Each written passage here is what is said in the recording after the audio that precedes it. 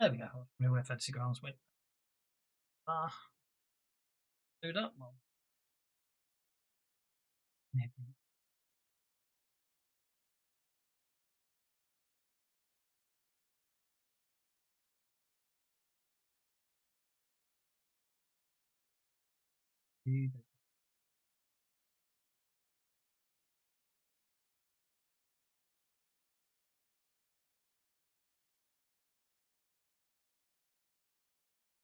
Basically set every single one of my modules to be loaded up to be available to you guys.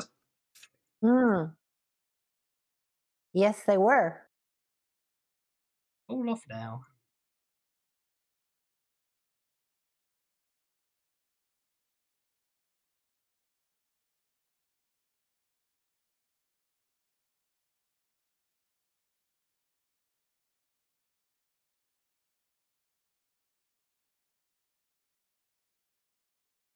Be waiting on.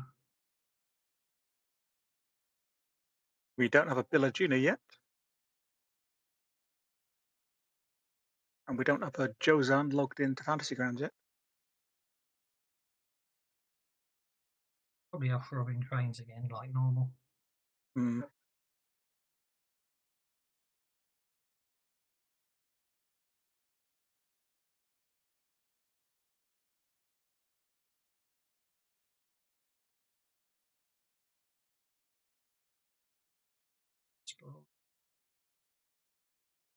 Sunlit sky, super.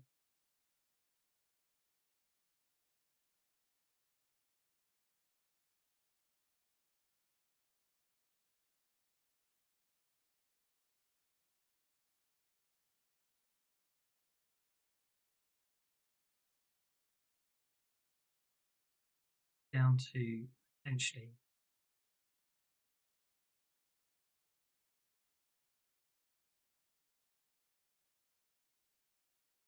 Oh, we can push on.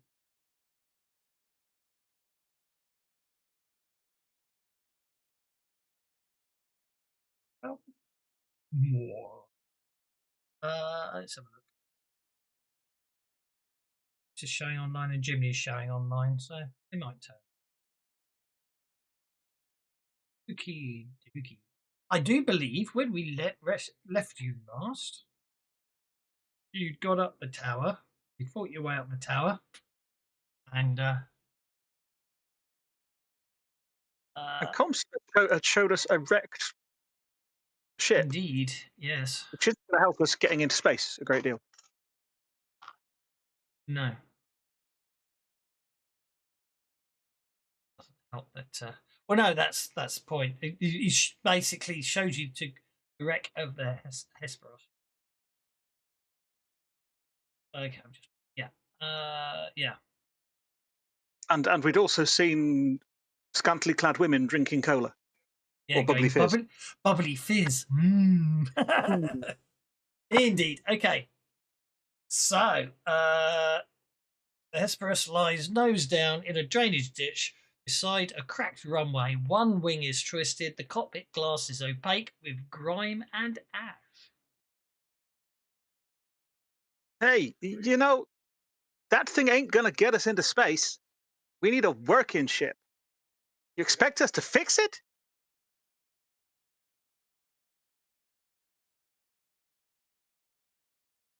Hey, Josan, how do we get this thing to talk back to us? Not like talk back, but, reply. And Alvarez will go over and knock on the screen. Nothing Hey, happens. you in there? Nothing happens. It's gone. It's gone dead.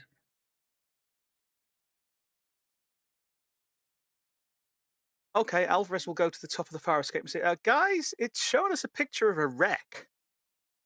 I don't know. I think it wants us to go there or something.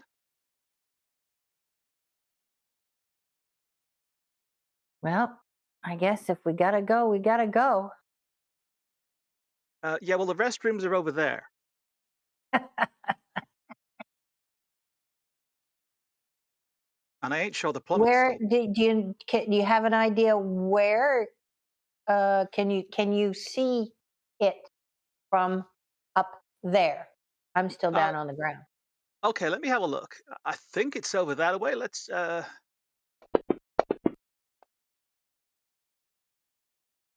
I work out where it is so we can get there?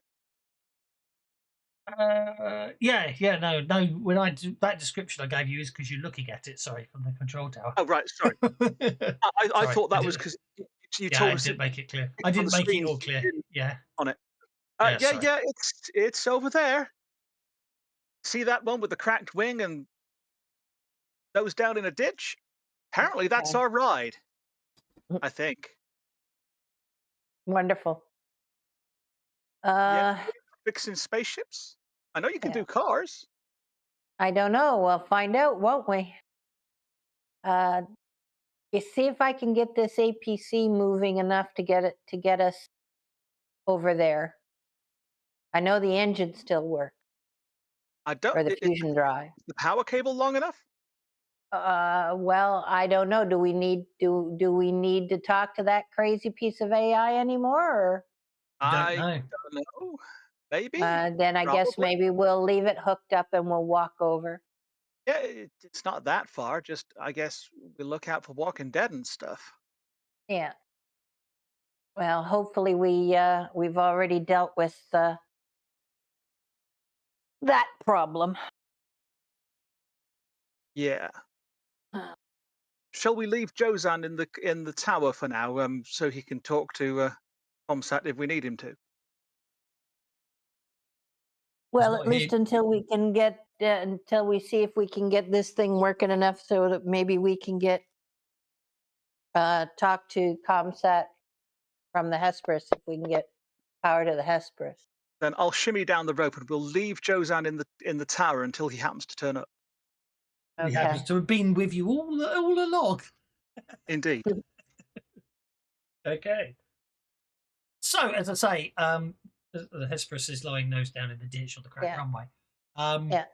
the the side hatch is buried in dirt and fused, and basically, you don't know it's fused shut, but you know it's basically lying on its side hatch, so you ain't getting that way. But you can see the back loading bay um, is visible. Um, so Is it open? no,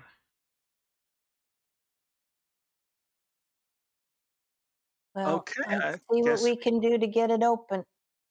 Yeah. um, Uh, well, you do. I mean, you reckon driving the steward into it would probably ram the doors open, but failing that, um, if someone feels incredibly strong and they want to make a strength-based athletics check, they can try. Otherwise, you'll probably have to find some sort of get some welding torches and cut it open with some repair check. hey, give me a place to stand and a big enough lever. Huh? Can we like find something like crowbar like and get that into a gap and wedge it open that way, or are we really going to have to find something to cut the doors? You might. I mean, you've always got the option to scavenge for tools. Oh, I guess we look around and see if we can find crowbars But and you can, hammers and yeah. Well, yeah, you axes. could. Well, yeah, you could try yanking it open if you want to. What I'm making. Well, if we have to, well, if we can't find anything, we'll just have to bring the APC over and Oh, That's see what we can do about that's using not it going to. to apply some Yeah, strength. that's it's not going to pretty do it. firmly shut. I reckon we need some levers or something. Let's see if we can find some tools. Okay, survival or notice checks to spend the next 10 minutes searching for tools.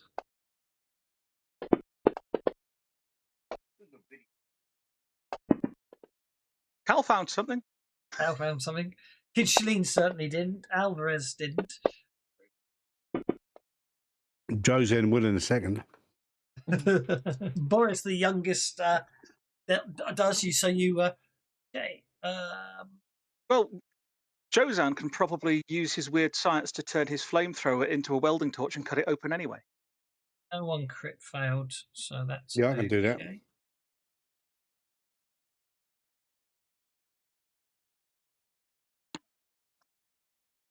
Well,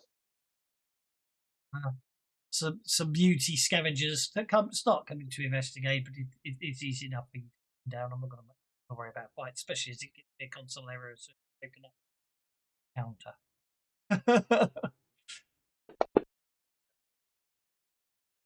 Fuck that.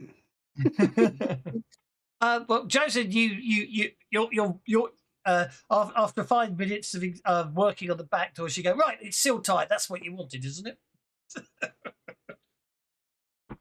No. Just takes Dude, we wanted to get in. A repair check is all you need. You got cutting tools. You have successfully. Repair check? Yeah, just to use the tools to cut the door open. Not me. That's okay. Josen's done it. So the cargo ramp groans open. The hold is coated in thick red gelatinous sludge. It glistens wetly under flashlight. Or does it smell of horrible stuff as well? But basically, share it. See, that's the door you've cut into, so you're gonna have to lower yourselves down to the ground. Ew. Oh, what is that stuff? Poo?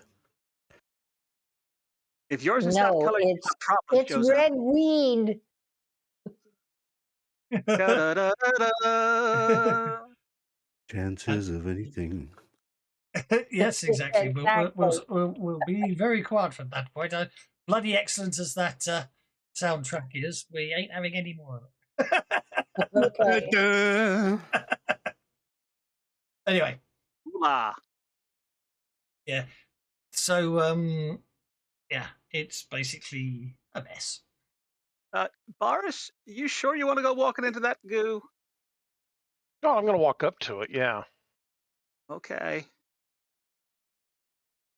A gelatinous cube. Josan, you're meant to be the scout. That is not a cube. Oh. It is if you take mushrooms.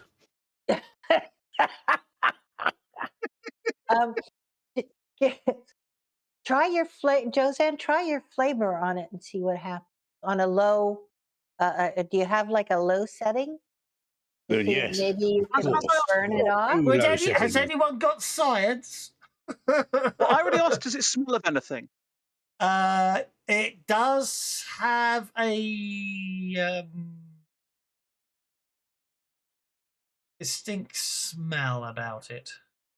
Okay, if it's a distinct smell, what does it distinctly smell of? Petrol. I back Okay, off. never mind. Don't do that. Right, I'm not setting fire to that. That smells a little bit like Petroleum gasoline. jelly. Right, it's a gelatinous cube. So this thing is full of red Vaseline. Red petroleum jelly. Vaseline or gasoline? Well, Vaseline's petroleum jelly, isn't it? It is. I It don't think is, it's yeah. flammable though, is it? Okay, so important safety tip, guys. Which is why Boris walked up to it and is poking it with his toe to see what kind of reaction he He's gets. lubing his toe up. I see. Dirty bastard. Yeah, but why did the thing want us in here? What does it want to do? Roast us alive or something? Oh, shit. I'll try and climb out. And I have some notice checks. Why are we in this room? I must have missed something. I did miss something. Well, last week, Comsat showed us this wreck. As you look across the far end, there does appear to be a large number of storage crates and items at the back of the wreck. So I guess it wants us to get something maybe from those storage crates. It's probably a good bet. Oh boy. So we hope got to this- get through that sludge. I hope this stuff will wash off. Well, this map really is confusing. The way way it's rotated. Yeah, we're in a spaceship that's rolled on its side. Looks like it. Oh yeah. Yeah. This map is the black and white image from the original coloured. What is it? You coloured it in with crayons and everything. No. It's a coloured version.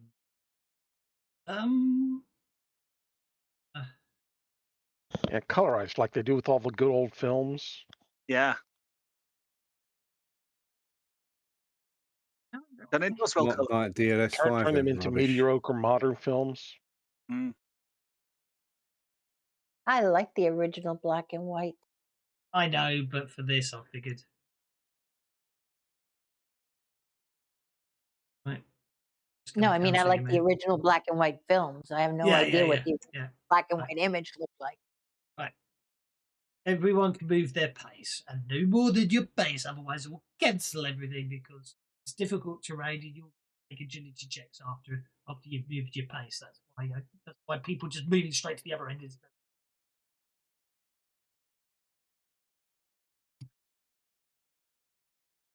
Obviously, if you don't want to advance, you don't have to. You can stay at that end. If you want to Yeah, I advance, think Dogmeat and I are going to stay back here. Is that a new thing where it shows you have 5 selected on your token now? Or not on the map, on the little bit on the side.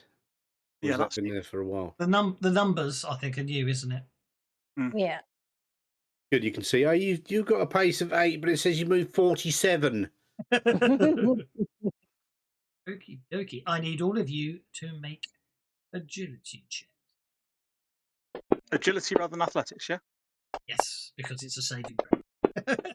To use the wrong parlance.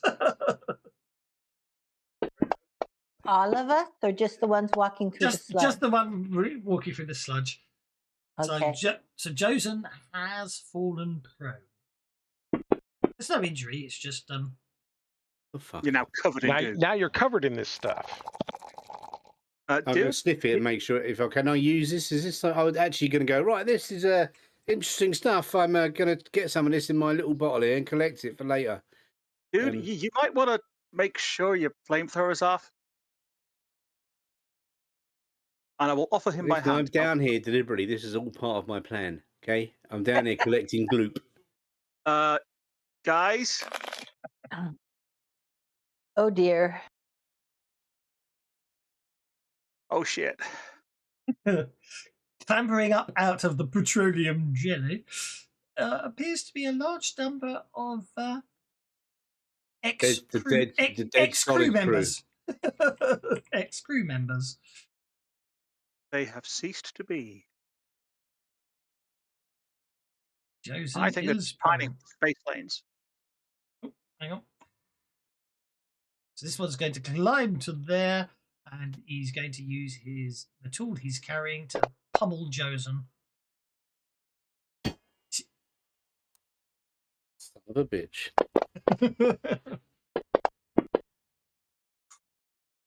Did you see that 6 roll off a 6? That's a wound to Josen.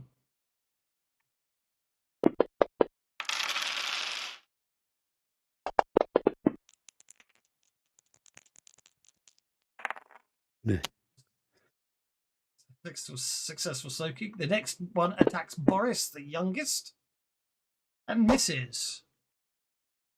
The next one goes for Alvarez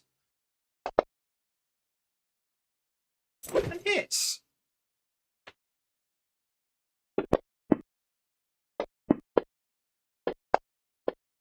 He really clunks you with that spanner.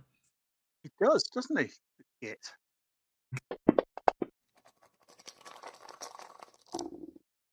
Ooh. I think we want to not have that. So let's have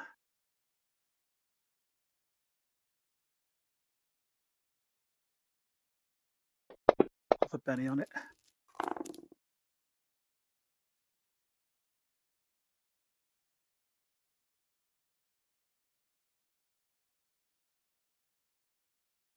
Okay.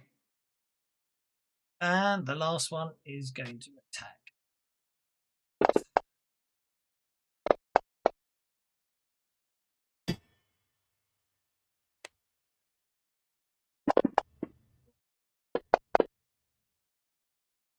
Ooh.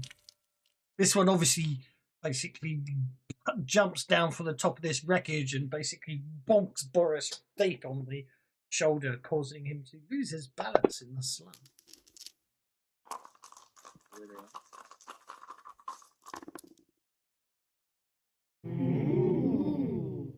Ooh, a conviction is being used.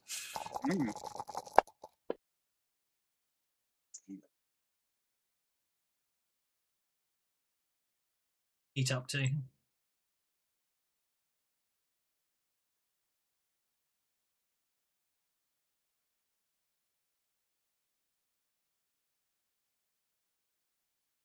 Don't think dog meat's up to anything at the moment. Oh, dog meat. Let's see. He's back there.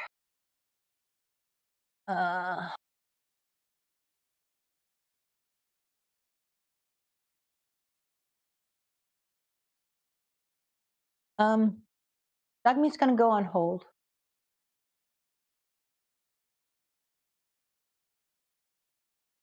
He goes on hold. Boris the youngest. Okay, well, Boris is planning on using conviction anyhow because he's going to take 2 actions. Okay. He's going to start by attacking crewman number 8. Since we aren't sure if this is flaming or not, Boris is not going to put his Flame of the Saints on, so we're just going to do some extra choppies. Bad idea.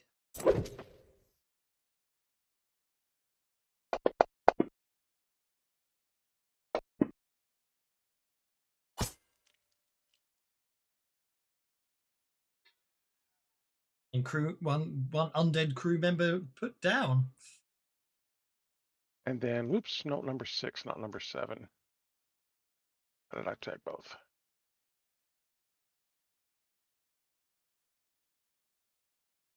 What do you want? You want 6 or 7? Oh, you got it. It keeps tagging it back up. Yeah, which one don't you want? I want to attack number 6. There you go. One that's further forward, the one that attacked me. Yeah.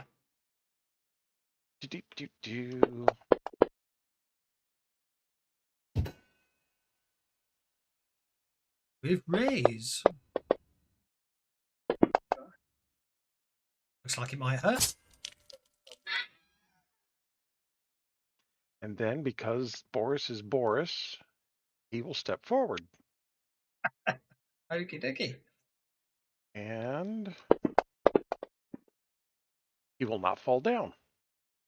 Do you need to trigger my conviction so that it doesn't go away? Yeah, I've already done it. I've already done it. Okay. Okay.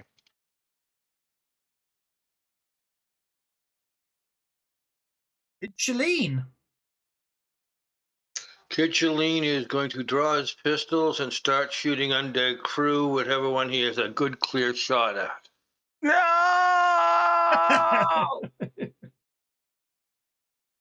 Go for it.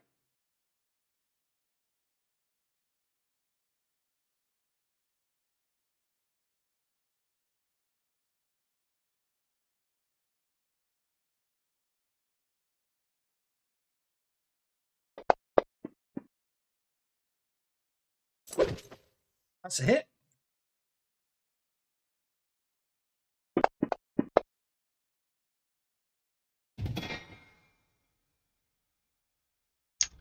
Okay, the first hit.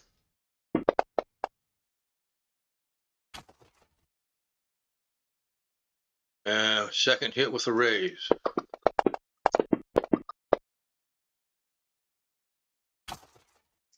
Hey, you shake him, and the second one incapacitates him. He goes down.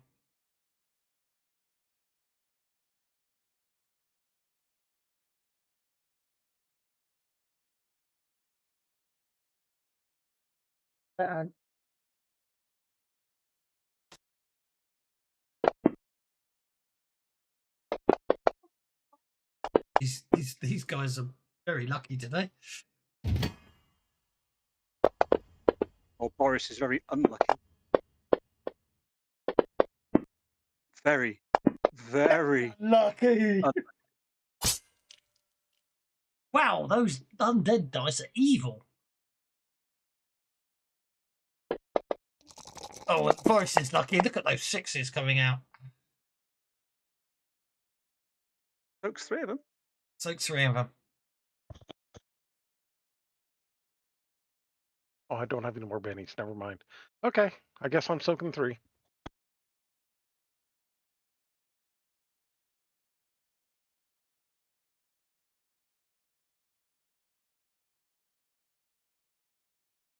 Because of the sludge, these things aren't too fast.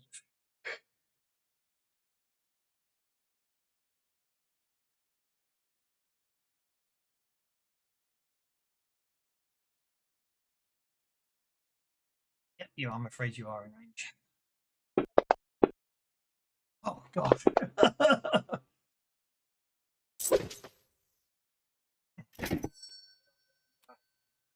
We'll need that.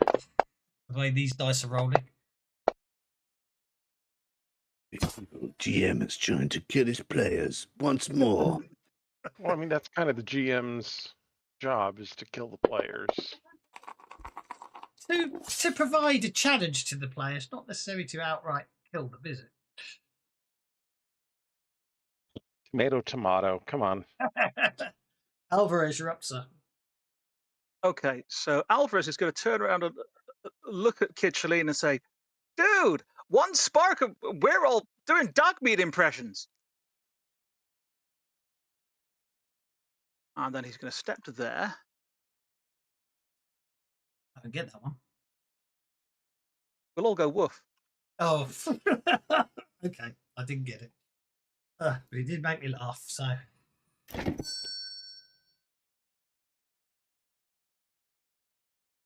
Everyone out there seems to be inclined to give you better shit, so I'll be nice and that's your lot for the next hour.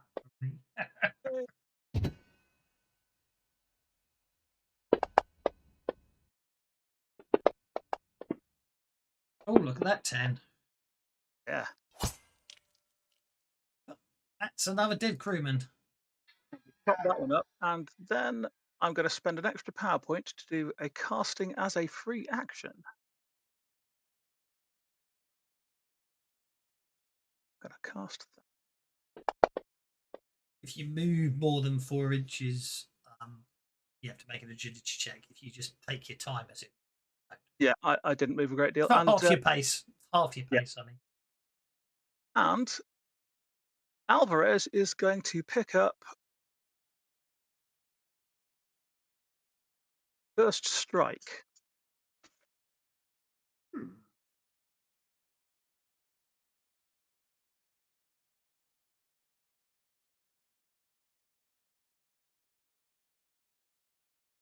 It doesn't appear to be here. So they're on late, but Joseph, you're up, sir. No, actually, I'm down. Well, yes, you are prone. Yes.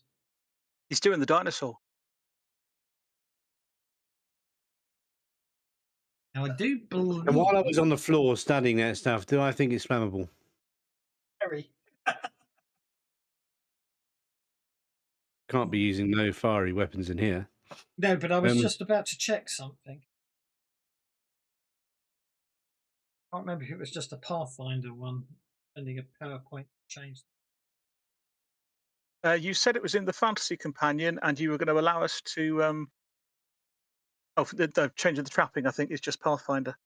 Yeah. You need an edge for it in Suede. Yeah.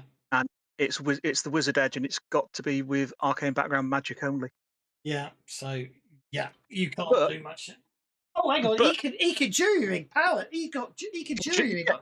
Yeah. He could jury rig any power. It just takes an action to make it, and then you have to use it afterwards.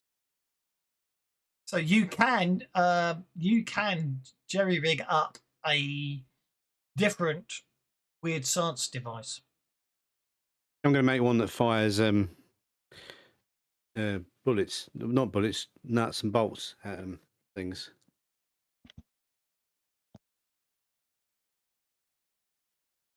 Basically, you can spend up to 3 gun. I'm going to make a rivet gun. That's what I'm going to do. You spend up to 3 power points to jury rig a device from any reasonable collection of spare parts. There's plenty of parts in here anyway.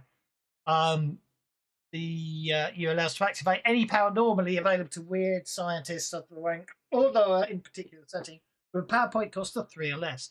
Total cost of an individual power plus any modifiers cannot exceed the points.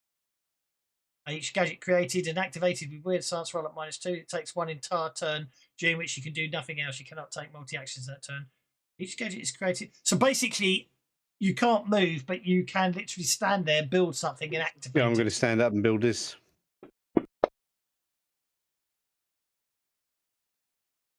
So that's a successful. Well, that's a successful. Well, basically, you need to target someone really to do that, but that's fine. Which one? Who are you targeting? But you know, you spend an entire turn building it, and then you can use it the next turn. No, Next each turn, gadget is created and activated with a weird science roll. It says so. You create it and then activate it. I think it's a one-shot item, isn't it? Basically. In all other ways, it works as a normal activation. So you literally cobble something together. It's a one-shot action, but it takes you the full turn to do it. And you can choose any of your powers on your power list. So I'm assuming you're going for bolt. You're making a bolt gun. He's making a bolt that fires bolts. Yeah. That's nuts. Yeah. So I think it was all just a wash. So that's within range. So a 5 would hit that. It is pretty screwy, that's for sure. You can you can make a d6 roll. 2d6 damage roll, basically. So slash damage 2d6. Is what I meant to say. Yeah, that's what I'll do it. Don't worry. Let's go. I was rolling something else.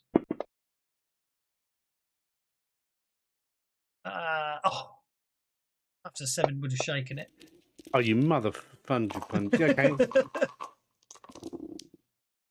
I keep forgetting this rule. So can I turn it into an 8 with a penny? Not damage rolls. Oh, cheating DM. There you go. Another penny. That's it. It takes it out. It's a single shot item, but you know what I mean, and it costs you 3 power points to do it. But I'm not prone anymore. You're not prone yet because you stand up. Yeah. Technically, if it's full round action, you can't even do anything else. You are still prone, but that's okay. Yeah, you are still prone. You just fired from the ground. You can stand up. No, it's a full round action. The only thing you can do would be stand up. Yeah, exactly. Good point. I will allow that. Quite correct. Okay, that brings us to Crazy Cal. Well, Cal heard Alvarez's warning about not shooting, so she puts her gun away, draws her survival knife, and moves forward. Until you hit the red, there's no penalty on your movement. Okay. Well, I don't think we're going to go into the red, but we're going to use just little people on the map. Our notice check to support Boris for his next role. Can we do that? Certainly, we certainly can. Yep, please do. Okay.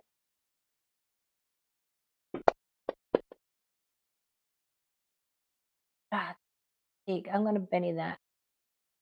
Well, I was about to say a 1. No, not going to happen. What's going to happen? Okay. All right. Well, dog meat will come off a hold. Yep, sure. And we'll use. That's what I should have done. We'll use her survival to get herself into a position to help protect Cal if any of them come any further.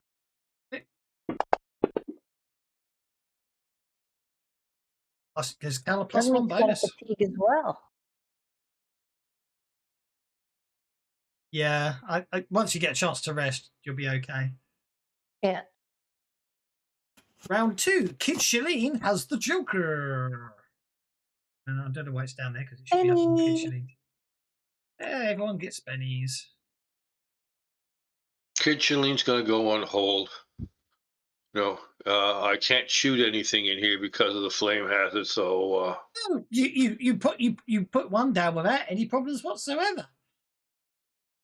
and then somebody said, "Don't shoot; it would likely cause a fire." So I'm not shooting. Okay, I'll put you on hold. You joker there. Thank you. Dead crew number 2 is going to advance on Boris the Youngest. Half of the place gets into there, so he does a duty check. And that's a miss. Dead crewman 3 can get to there and make an attack roll on Boris.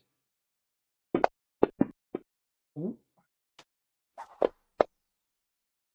Okay. To be honest, you don't necessarily want them to crit fail because they are using metal tools to hit things, and a crit fail could result in a spark. But if they fall in the goo, there'd be no spark. Boris the Youngest, you're up, sir. Okay, well, let's start by chopping a couple of these guys. Let me see. We've got 2, 3, and 4. You know what? I think that Joaquin can get to 4. So let's start with number 3 to just kind of split the difference here. Oop. Oh. Dum-de-dum-de-dum. This is where you want to be able to give you. This is where you want the warrior's gift power. Cast it as a free action to give you sweep. Yeah. Yeah. There we go. That's definitely a dead crew man. One crew man We down. will attack 2 with our other one.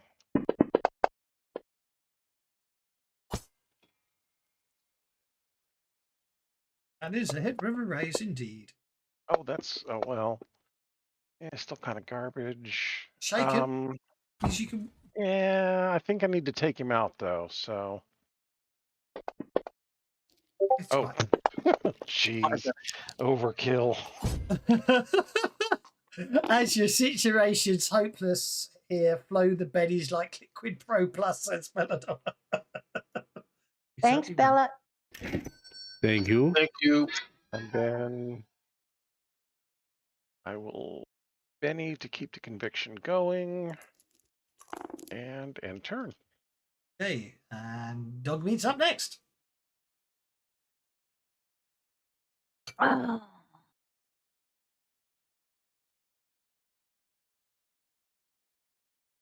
There's only one bad guy left, isn't there? Or one dead crew left. You tried Dogmeat can try an intimidation. Oh, very loudly. Yes, we'll do that. Oh, that was nearly a 6. It was.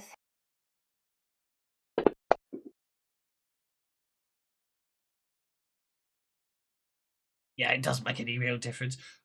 Basically, if the crewman's not so much intimidated by Dogmeat, but he does sort of stop looking, sort of trying to attack Boris, and just sort of start staring distractedly at Dogmeat.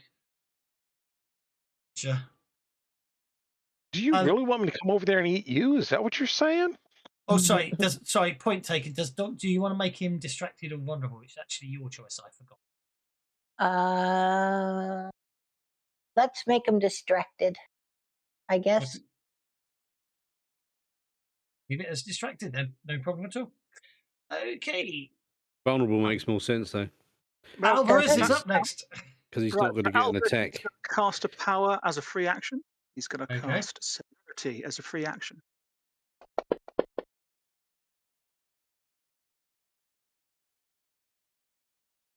So didn't get the raise, but never mind. It should be alacrity. No, because celerity is the name of the power from Hell on Earth Classic. Yeah, I'm just being annoying. Yeah. and I was being pedantic.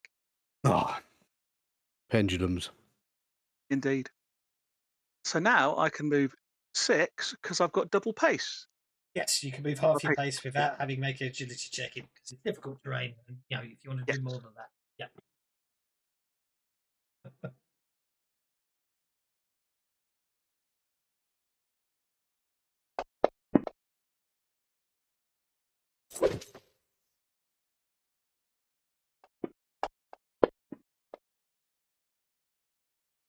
Unfortunately, I'm doing 2 actions, so I'll have a go again.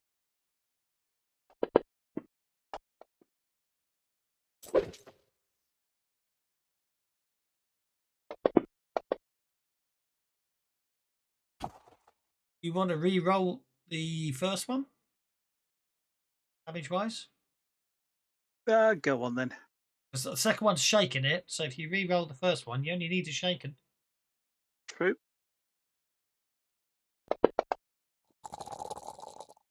There you go.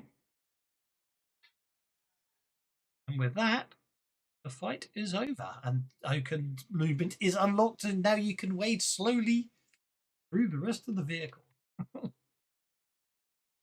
Oh, this stuff stinks.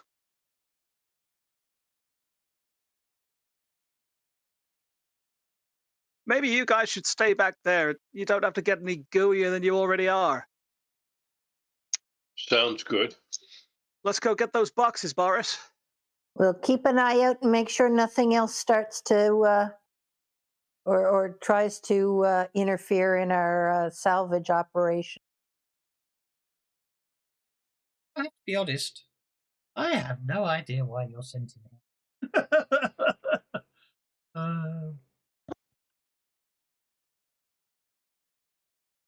Making sure I haven't missed something off. Well, that's what I was going to do, yes. That is exactly what I was going to do, but I couldn't work out why you were coming in here. Yeah. But I thought that's the case, but I can't find anything anyway. So, yeah, basically, once you get through to the back, you notice that once you get to the back, there are a large number of crates, and they mostly seem to basically, they're all stamped saying vacuum suits.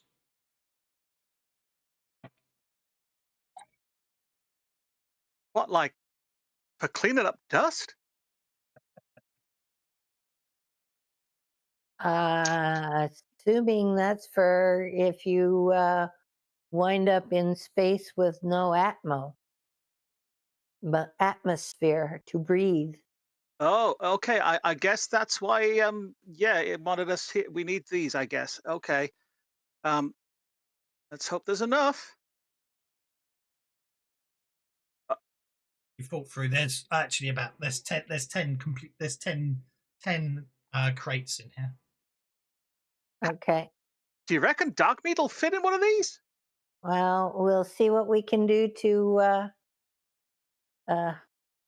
modify and or I mean, I know the Russians sent a dog into space, but yes, They did have a dog-shaped spacesuit, didn't they? that's they right. did. Still wearing it in Guardians of the Galaxy. Yeah. But yeah, well, basically, you will be able to get dog meat into a spacesuit. Gonna It's just wrestle dog meat into a human spacesuit. yeah, basically. Dog meat's gonna be completely useless inside it. Does dog meat want to get into a spacesuit, or is she objecting? Well, yeah. Anyway, but She'll do it. She'll understand. I'll explain it to her. okay. By the time you've sort of gone through the crates, sorted through the crates, determined there's nothing else of real use in here, got the crates back to here, and then lifted everything out of the to the vent. It's taken about an hour, at which point you hear the roar of jets.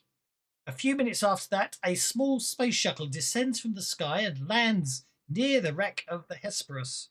It looks a little weathered, but probably with a bit of luck, you reckon it'll hold. It'll be okay. Oh, jeez. Basically, it stops near the wreck, and the door opens, automatically.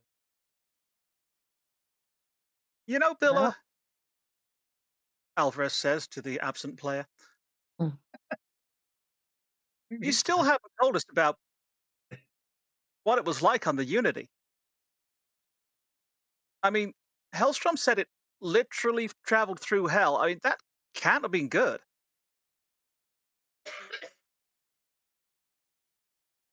Okay, keep your secrets. He seems to be very quiet today. Maybe he's brooding on something. Maybe he's remembering the horrors of what's happened, and therefore he's not. Suffering from a little PTSD. Yeah. Or maybe he's forgotten to connect. Anyway. Oh, Climbing there a he is. mule. Billagina's typing. Billagina's typing. Oh. He's saying something in chat. Look. I never use test. I just use the SVM version. I wonder why it doesn't work.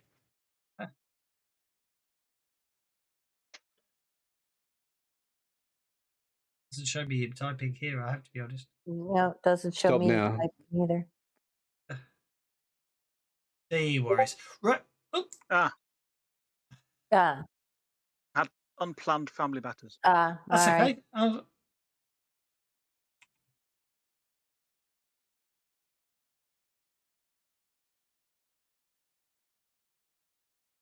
There we go.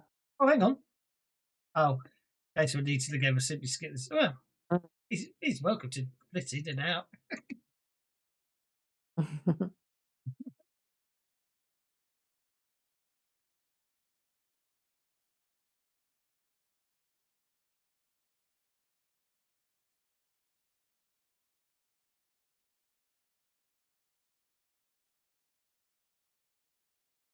Right, anyway, so you all clamber aboard the shuttle. The shuttle doors seal, the cabin lights dim, then cabin lights dim, controls flicker, then lock. Message appears on the cracked screen. ComSat remote pilot engaged. Do not touch controls. What's that Like big I red know how button to do? fly this thing anyway. That's the point. Anybody here know how to fly a spaceship? Not. Not I. Remote pilot is remoting the pilot. I know exactly how to fly one. Let ComSat do it. Yeah, I guess that works for it. The engines ignite, the shuttle punches skyward. The engines cut from a roar to a low hum. The straps bite into your shoulders, then nothing. Your stomach lurches, your inner ear screams betrayal, and you're no longer standing on anything. I need everybody to make a vigor check at -2. Or lose our lunch to zero gravity.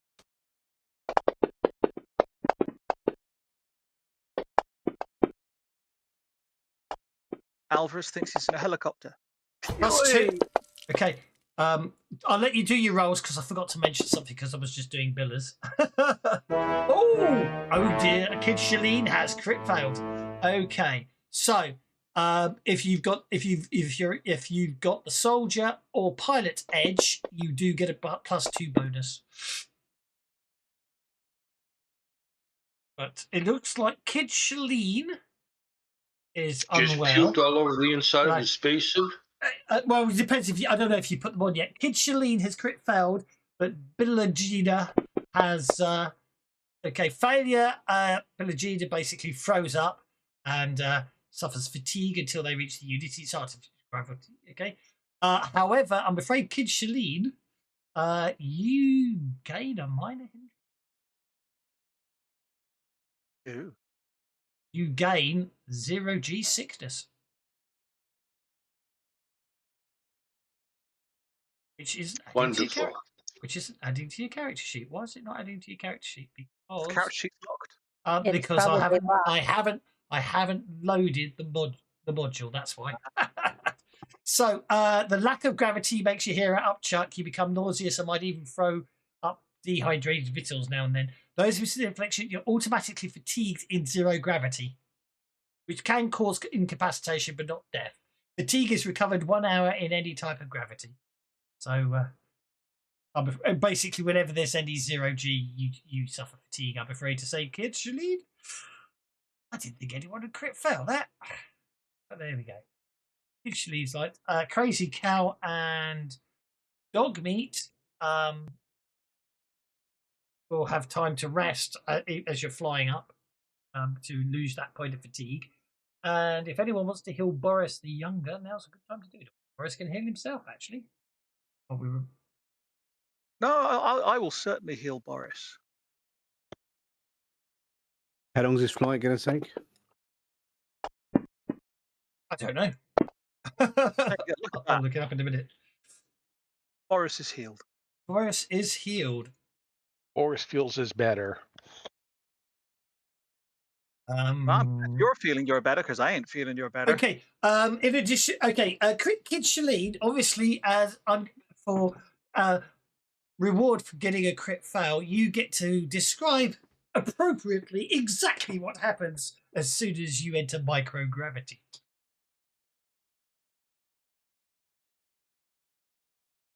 You know, in as grotesquely or as nicely as you want, but make the most of it. It's your chance to earn the hindrance. This has gone away. Oh, he just curls up in a ball and makes a horrible mess of his inside of his suit and really, really wishes he could have a drink now. And enough. Okie dokie. I should also view.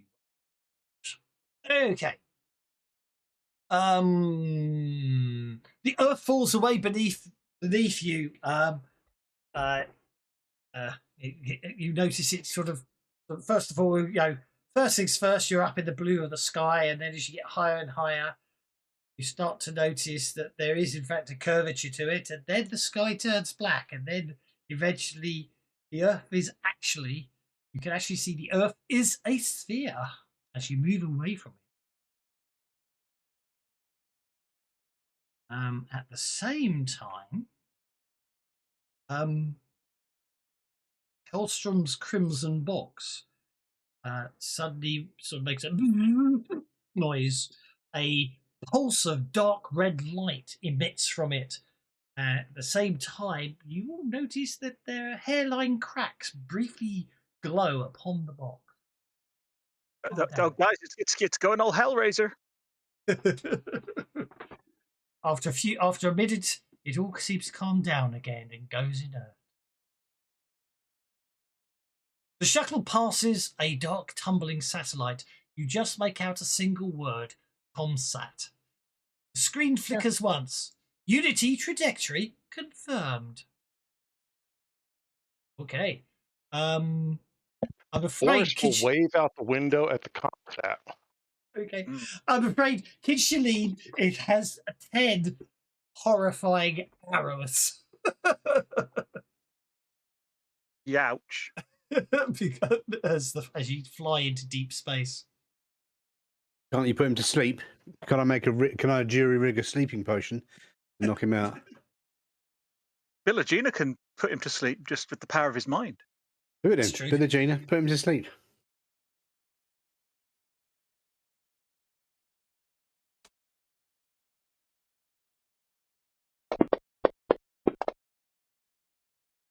So we're in 0G? Yeah.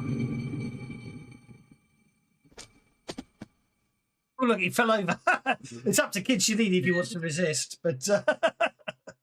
Oh, he's too curled up and in sickness to even think about paying it. I can't even see anything. My faceplate's covered in pook. Fortunately, I do believe so he's totally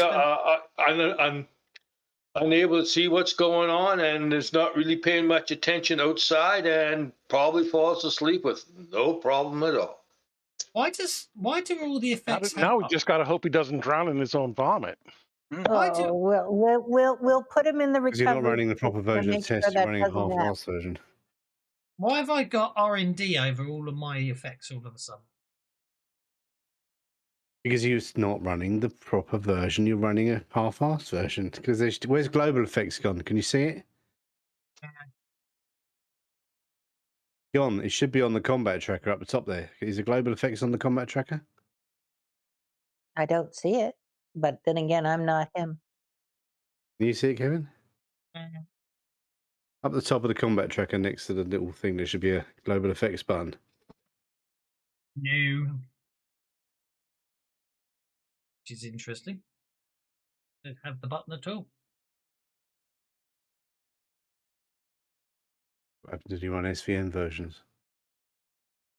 In theory, the SVN versions are the test version. That's all I ever run, the SVN version, so we are the cutting edge. That's okay, because I just wanted to find global effects and it's not there. Okay, everyone gets to make a fear check, as outside the shuttle is nothing. Are you saying it's cold outside and there's no kind of atmosphere and we're all And alone? You feel more all alone, more or less, yes. Goldfish shoals nibbling at my toes? No, Fun. because there's nothing out there. Is Only this at a negative or just a straight fear? Just a straight fear check.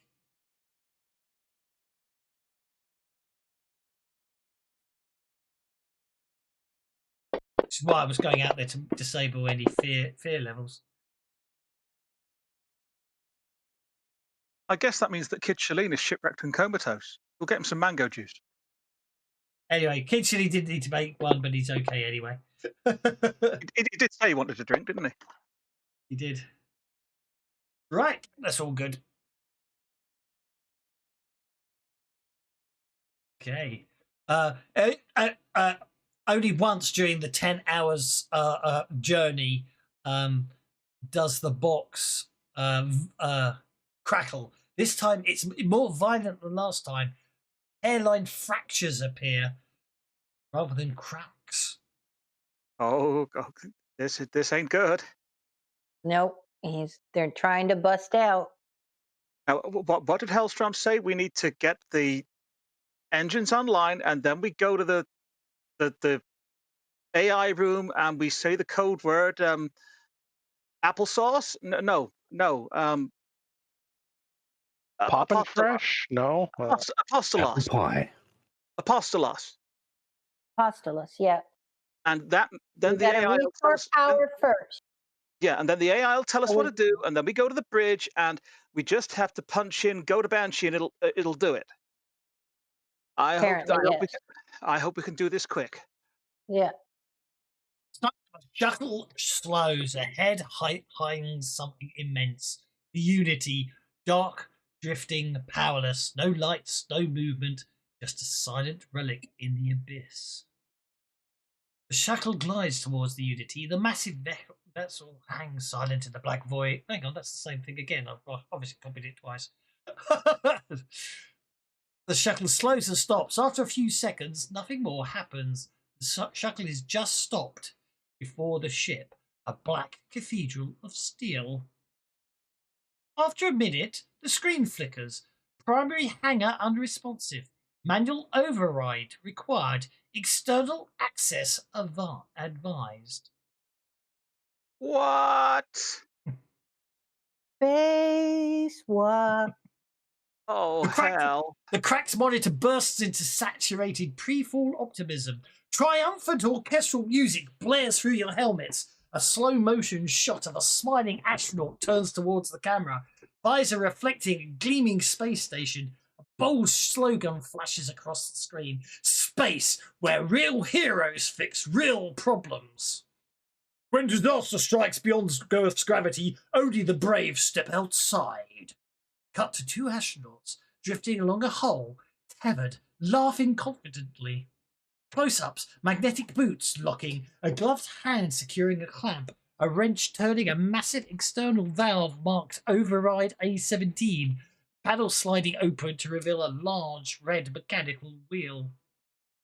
At Noble Corp Orbital Services, we train the best. The astronaut gives a thumb up. The music crescendos to a freeze frame. The screen slowly zooms slowly closer until only the red wheel fills the monitor. Text appears: when automation fails, manual controls save lives. There's a burst of static and the screen goes black. If we look out the airlock window, can we see a red wheel valve thing? No, we have to look for the A17 override.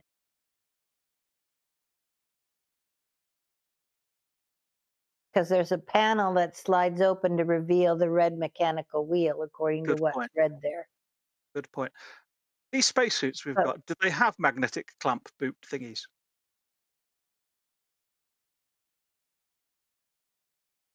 No. They don't. Don't know. See, I'm thinking about. I think they do. Yes. Well, at least we can try and clamp ourselves to the. We can push off to the unit and clamp ourselves to it. But before we do that, every time when we were back on Earth, every time ComSat showed a commercial or something, there was always something wrong in it. Remember? I think that was ComSat testing us. That's what I mean. Is this not ComSat also talking to us, or is this the shuttle? I don't know. It's most likely ComSat showing you what we need to do. What you need to do to get aboard the Unity. It's most So likely. It's not lying to us this time. This is what we're actually going to have to do. That says it's going to take 2 of us. Well, Explorers are looking for volunteers.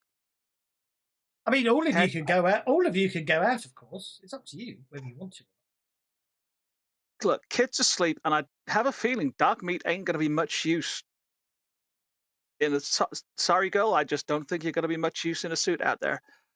No. Kind of hard to hang on to stuff with your teeth when you got a great big ball of glass over your head. Look, we should probably have a tether to. Someone can pull us back to the ship anyway, and I guess Cal, Josan, you guys know machines and stuff. One of you's got to do it because it's like machines. Yeah. Okay, look, I'll do it, but no, I'll go. Cal, I'll go just as long as someone's there on a tether to pull me back. Boris, you got my back?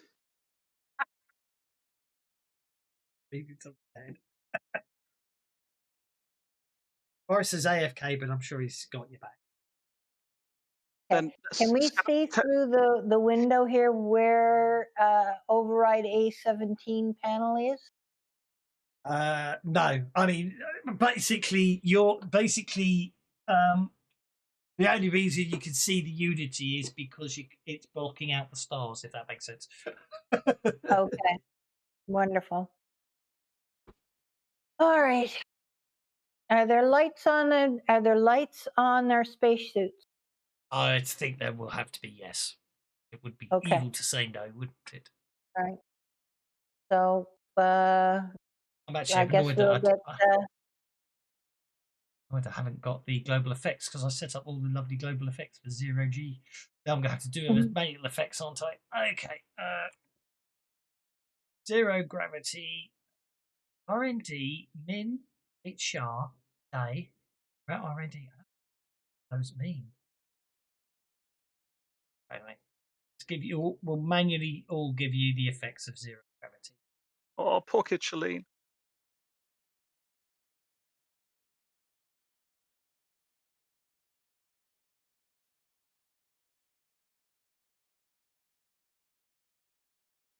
In zero gravity, you get +4 pace and +2 strength.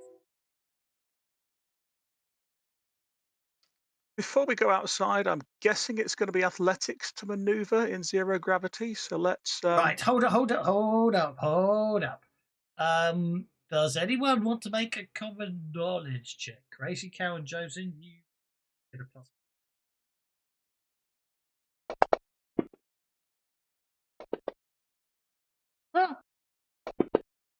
You got a 6 because you get a +4 bonus. Yeah, I was going with Newton's laws apply. No. Okay, so Josen and Crazy Cow, you both realise that before you do anything else, it's probably a good idea for everyone to check that everyone's got a correctly spacesuit. There is no airlock on this shuttle. The only way you're going to go outside is to vent the entire atmosphere from the shuttle. Get everyone into a suit, including Kid Shalene. what I puppy. laughing at was, at this point, anyone with an incorrect fitted suit will know about it. That's what was making me laugh earlier. Yeah, sure. So how do we know it's fitted properly? Billa, you've been in space before. Can you tell us? Basically, it will be a survival check at -2, a repair check if you've got repair, or common knowledge -4. I guess it's survival at -2 for me then. Did you say Or you get check it for you? Or you get someone else to check it for you, can't you? Who knows what they're talking about, suppose. Yeah. So it's an unmodified repair check, survival check at -4, common knowledge common knowledge -4, survival at -2, or unmodified repair check. Crazy Cow thinks your spacesuit's fine, Alvarez. Oh well, I spent a Crazy Benny checking Cow it anyway. spending a Benny to check that to turn that 3 to a 4. Okay. And Crazy Cow. Okay. Crazy Cow realizes there was a. Crazy Cow realizes you hadn't properly sealed your gauntlets, and which would have resulted in a minor leak after depressurization. Fortunately, your suit is okay. I'm gonna check dog meats as well. Make sure she's all right. Oh, she good.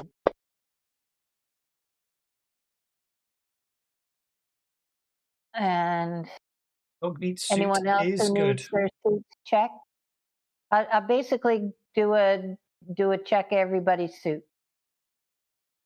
Okay, and Josen can do a check of mine. Josen has Josen.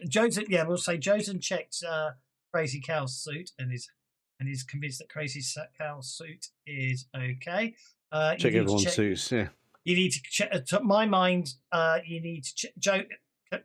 Crazy Cow needs to check Josen, and then everyone needs to check. One of you needs to check Billa. One of you needs to check Boris, and one of you needs to check Kid Shalene. I'll check Kid Shalene now. Okay. Yeah, you find minor issues and fix it, no problem at all. So, Crazy Cow, you need to check Josen's suit. Yeah, looks good. And obviously, even though Billie Jean is being very quiet today, someone needs to check Billie Jean and Boris. So I'll take one on one and one There's one for Boris. Yeah. Okay. Everyone's suit is good, so we don't need to worry about depressure. We don't need to worry about the effects of. Okay, so movement and combat in zero-G is especially tricky due to momentum and disorientation. Characters who critically fail a physical trait roll while operating in zero-G lose control and tumble. They may recover by making an agility roll as a free action on any subsequent turn, assuming they have some way to stabilize. A tumbling character is distracted and can't recover and basically remove distracted until you stop tumbling. Characters who jump from a stable platform propel themselves at pace equal to their strength in tabletop inches per round until they contact a larger object or apply thrust from another source. There you go. So to cross from the shuttle to the Unity, it's apparently a distance of 72 feet, which is 12 inches. But first things first, you basically, as soon as you determine that everyone's suits is good, the cabin vents, the sound of air being removed dwindles away to nothing, and the silence begins. The only sound you can hear is your own breathing, each breath fogging the helmet before evaporating it. The hatch indicator flashes green. It slides open. Yeah. So we did say we were setting up a tether. Yes. So Cal and Alvarez are tethered together, and who's got rope on their inventory? Alvarez. Good then. How long is it? I don't know, because it's the amount of rope that you let us pick up when we were at the. It's standard amount, yeah. Which I think is 12 inches, isn't it? Yeah, I think it is. So you'll be tethered together. You won't be able to. The distance is you. How long did I say? You said it's 72 feet to the Yeah. hull. Yeah. So I don't. I think you can tether yourselves together. I don't think you've got enough rope to tether to the shuttle and reach the Unity. Does anybody else have any rope? Because I've only got the rope that we picked up from the back of the Stuart, which I didn't know how long it was. Yeah, I've got 100 meters of rope.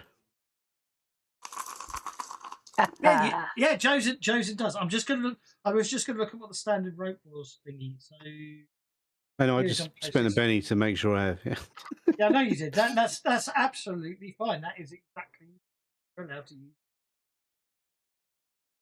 Also got a Jeep in my back pocket as well. Yeah. No, you don't. No, it's a toy one. It's in my vehicle tab. It's a Yeah, proper. it's Joseph. He's probably miniaturized it, hasn't he? Yeah. I mean, I'm sorry. Yeah, it's 10 inches of rope, isn't it? So yeah, between the two, you got enough rope, so you can create a tether. Well, you can reach back. Okay, so let's Alvarez and Crazy Cal go and see if we can find the hatch we need to open. Yes. So who's going outside? That's the question. Alvarez and Cal.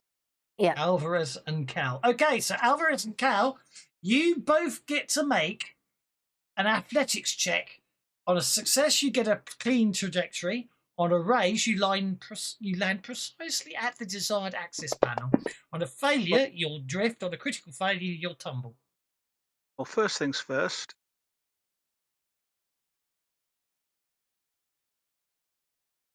Alvarez wants to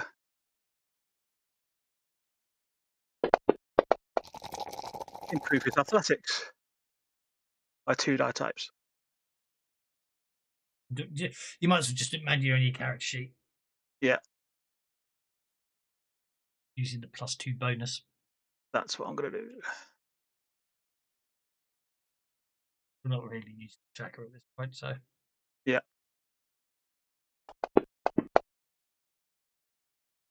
So you will land, basically you'll land directly across, and obviously the assumption is that Comsat has popped you in the right spot, that an accurate thinking.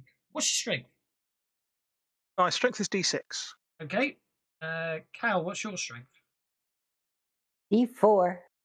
Okay, and you're tethered together, so basically you'll end up being yanked by Alvarez, and so the two of you will be moving at Alvarez's speed. But you do get to make an athletics check as well.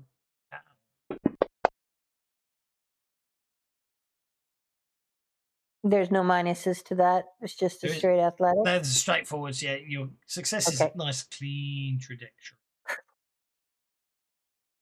Skin of the teeth. Yep. You push we have off. radios in these suits? I don't know, actually. I don't think you do. Okay. That'd be too easy. You have to use sign language. When we land, then Alvarez will be saying stuff, and then he'll think, and then he'll put his helmet up against Cal's and say, "Okay, you okay, Cal?" Yeah, push off. There is no up, no down, no sound. The shuttle drifts away behind you. Ahead looms the Unity, massive, lightless, and weighty. The Unity hull is vast and featureless, except for maintenance. So you just need to make a notice check. There's no penalties because we said there's lights on the suits.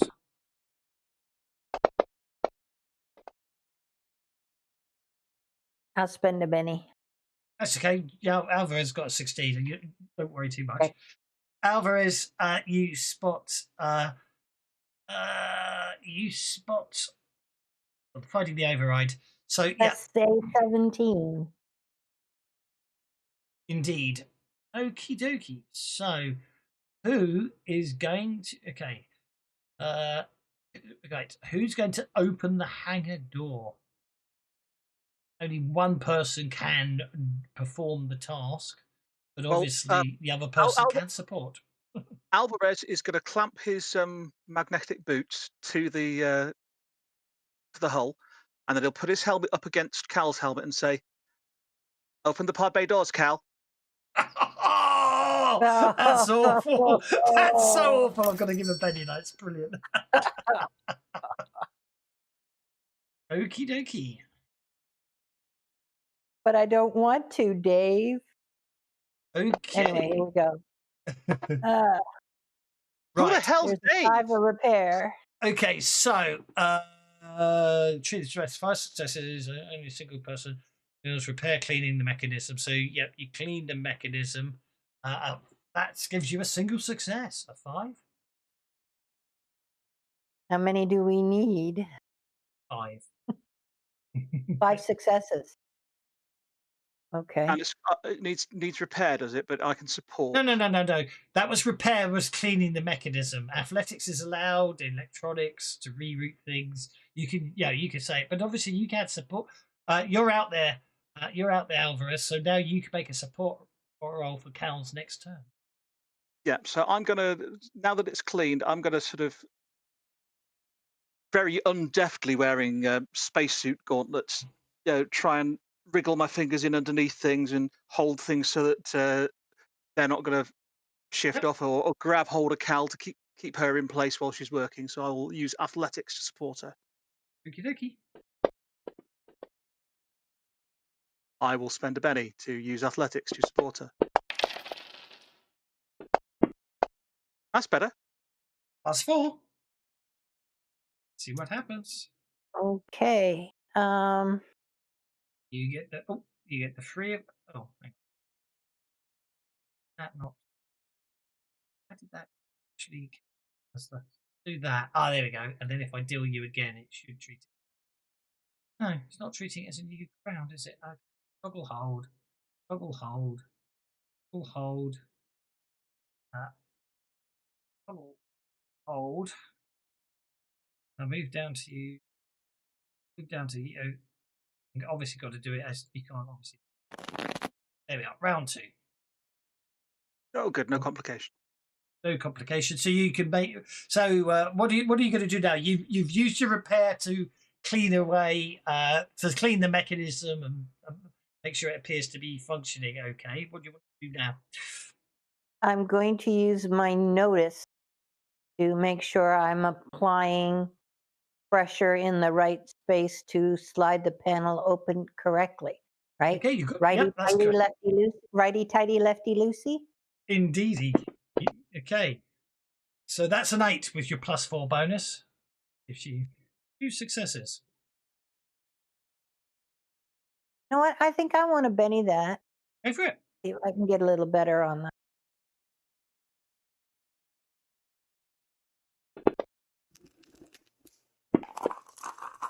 Oh, that was almost another 6.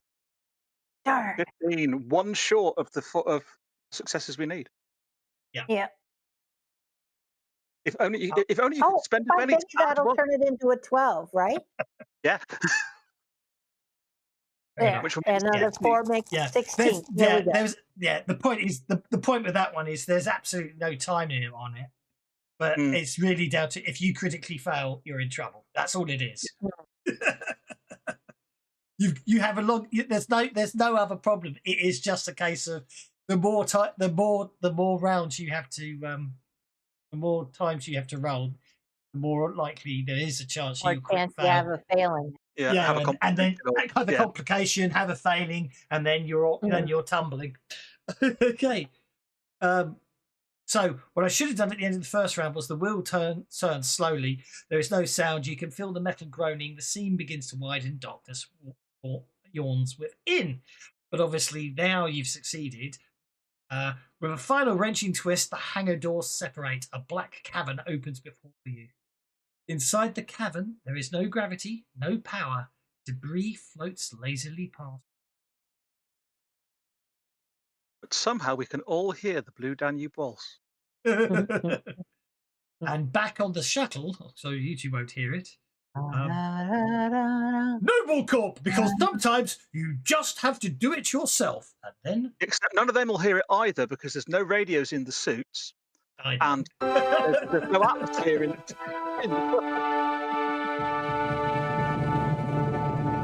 And you all get advance for reaching the Unity. Hooray!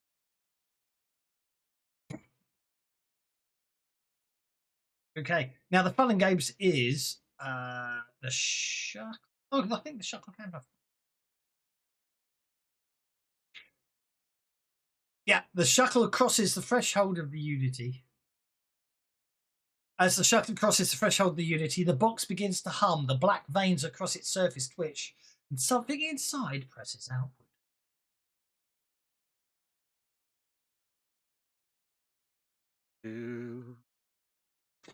Be back in 1 minute.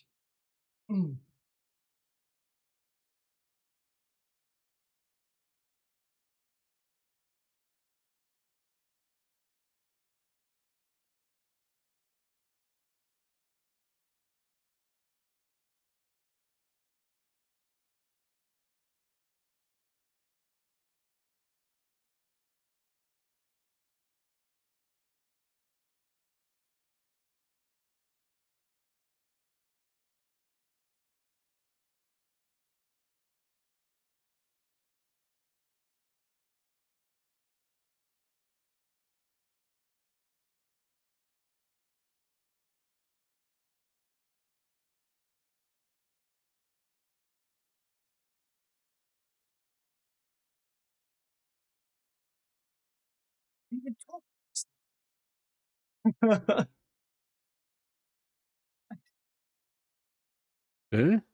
So we were all talking, but nobody could hear us because we're all in self-sealed spacesuits and there's no atmosphere. I think at this point, Joseph's going to work out how to activate the intercom radios if he makes a repair check. Yeah, he does. All of a sudden, you're able to communicate. Yeah, so I'll give clear instructions. Press this button. Which and then you can talk. Ah!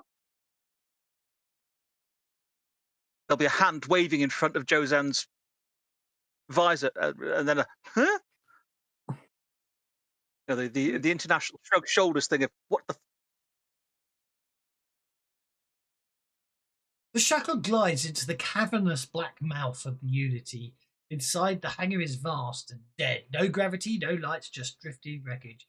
The shuttle settles against the deck with a dull metallic thud. After a moment, the doors unlock.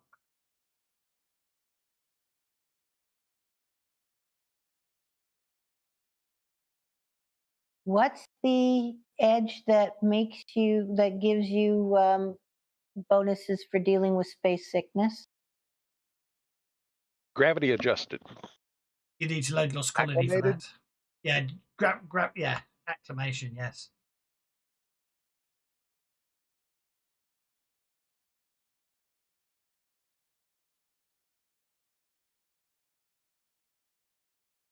Don't know why they call it Fighter Bay, but there we go. And a coloured map. Cool. Someone's going to have to drag dog meat around. Yeah. Well, I'll do that. If we're in zero gravity, we just need to tie dog meat to somebody else. Yeah. Which will be Cal, yeah, I know. You just have to put a lead round dog meat's spacesuit and just drag dog meat. Okay, so we need to get the engines running, and that'll get the power on. Maybe there's some useful stuff in here first. You take a look around. Don't think we've got long though. Alvarez is going to carry the box. Let's put this. I forgot. Okay, let's. Or did I actually? Oh.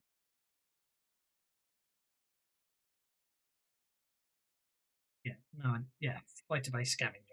Okay. And then I can pop open the party sheet. So if you want to take some time floating around the fighter bay and searching for items, you can do so. Tokens should not be locked. Let's have a quick look around. Yeah.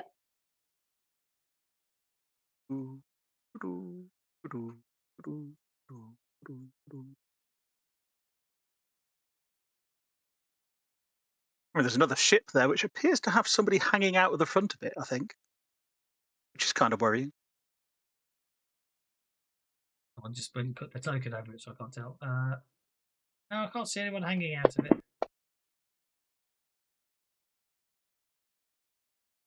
That just looked like somebody in a spacesuit hanging out of it to me. Okay, Alvarez.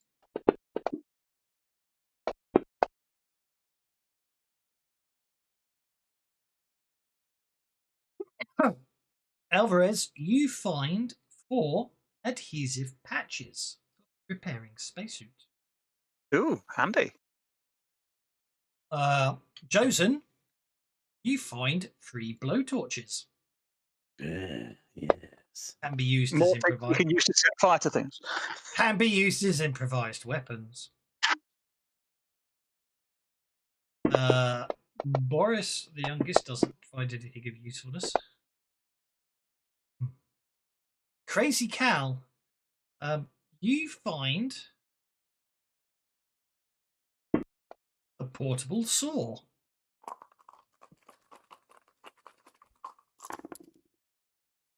Boris, you've come across a couple of fuel drums. See what Billa finds, because there is here after all. Should I start playing them? They contain highly flammable fuel. Billa finds his PTSD from having been on the Unity before. Billa finds 2 rivet guns. Kid Shalid is awake, by the way.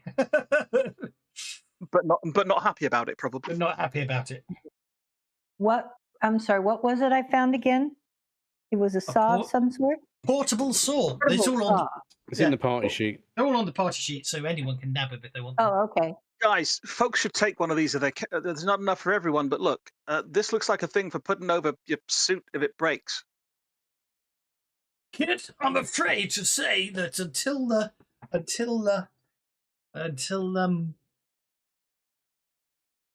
they find the gravity, you're just going to have to put up with your 0G sickness. So you might have to float out there and look for stuff. Is there also like a handy like ship directory map or an LCARS thing like there is on the Enterprise where it says this way to engineering? It probably is, but there's no power. Okay, is there just a map that says this way to engineering? Signposts. No. We lost Kid Shalid. Oh. There we go. Dogmeat. Dogmeat finds a toolkit. Excellent. Because it bumps into Dogmeat while Dogmeat is being dragged around. Yep. I think we lost Kid Shalid.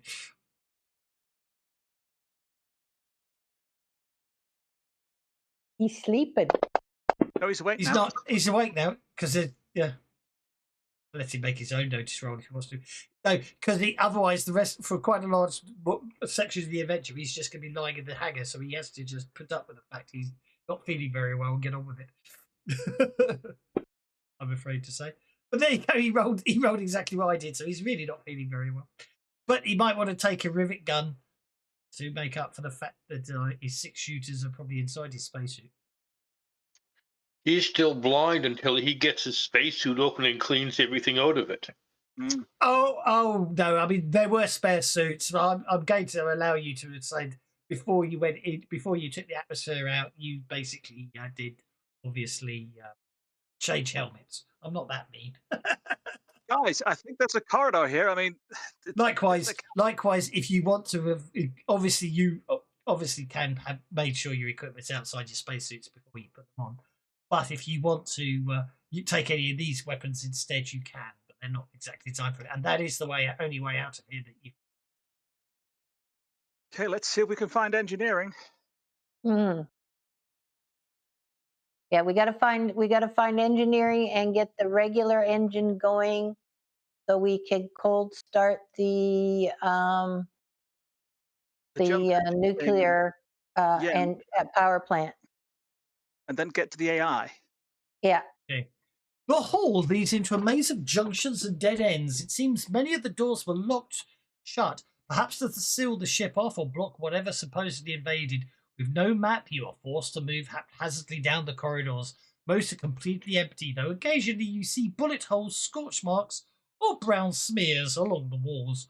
Obviously bloodstains from before the ship was exposed to them.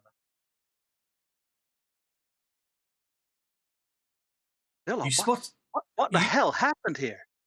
You spot a sign directing you to the lifts and follow the corridor for some way. As you move in that direction, you pass a blasted door on the left-hand side of the hall. Above the jagged steel are the words Mess Area 7.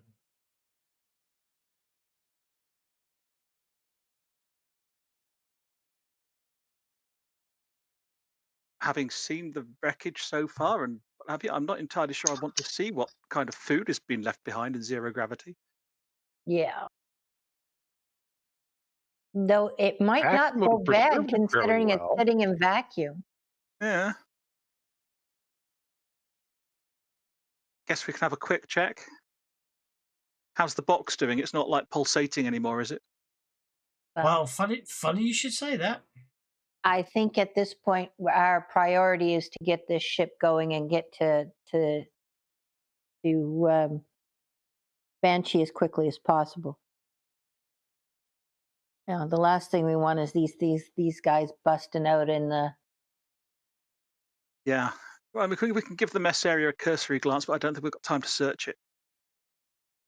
Yeah, we can search later once we get this thing heading towards wherever we need to go. Right? Yeah, it's full of dead people. Yeah, let's just keep going. I mean, can we tell what killed them? But the mess hall is roughly 25 feet across. Tables and benches are bolted to the floor, their surfaces scarred with deep gouges. Bodies float slowly through the chamber. Limbs drift free from torsos. Frozen blood forms dark globules clinging to them. Oh, gross. God, it looks like they were cut to pieces.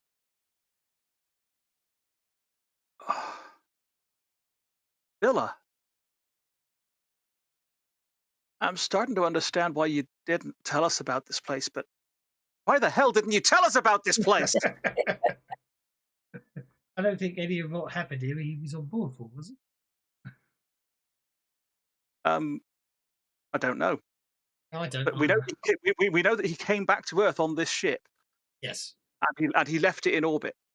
Yeah. We don't know if he did any more trips after that, though, do we? We do. It didn't. Oh. In that case, I don't know what happened. I'll have to read that article. Okay. Does anyone wish to go inside? No, thanks. No. Okay. Yeah, we've got to go in. We've got to find out where the power is, haven't we? Come on. We have to find the end. Well, he asked if anybody wanted to go in, and the honest answer is no. No, we don't want to go into the mess area. It's full of dead bodies that look like they've been chopped to pieces. You can see there's a body there. You can see there's a door there, which probably leads through to the kitchen area. Yeah, I'm reckoning engineering isn't through there. That's fine. I mean, if you want, okay, Josan's looking, so okay. Okay.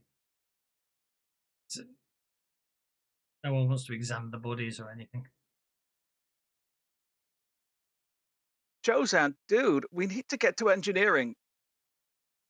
All the dead shit'll still be there when the gravity's back on.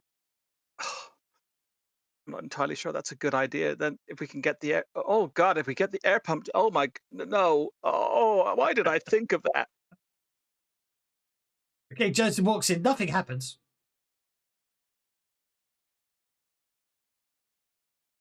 Dude, do you really?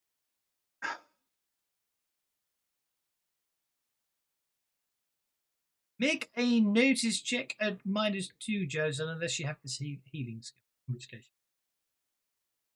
Have the who? Healing skill. Strangely enough, I don't. No, so notice check at -2. 6. There's a 3. That's enough. As you walk in there and you're looking around, you notice something about the bodies. none of the wounds. The wounds aren't consistent. Each body doesn't. The wounds don't appear consistent between bodies. Some cuts are single deep slashes. Others come in pairs. Some come in sets of threes. You basically, whatever attacked these people had multiple blades or multiple limbs, I think. But from here, you can see a small doorway that leads into a compact galley. Yeah.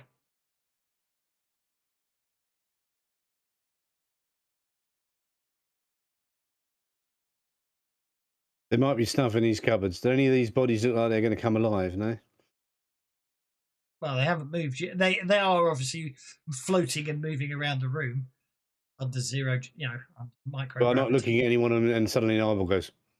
He turns and looks at me. Look, I'm the eyeball of this undead head floating around.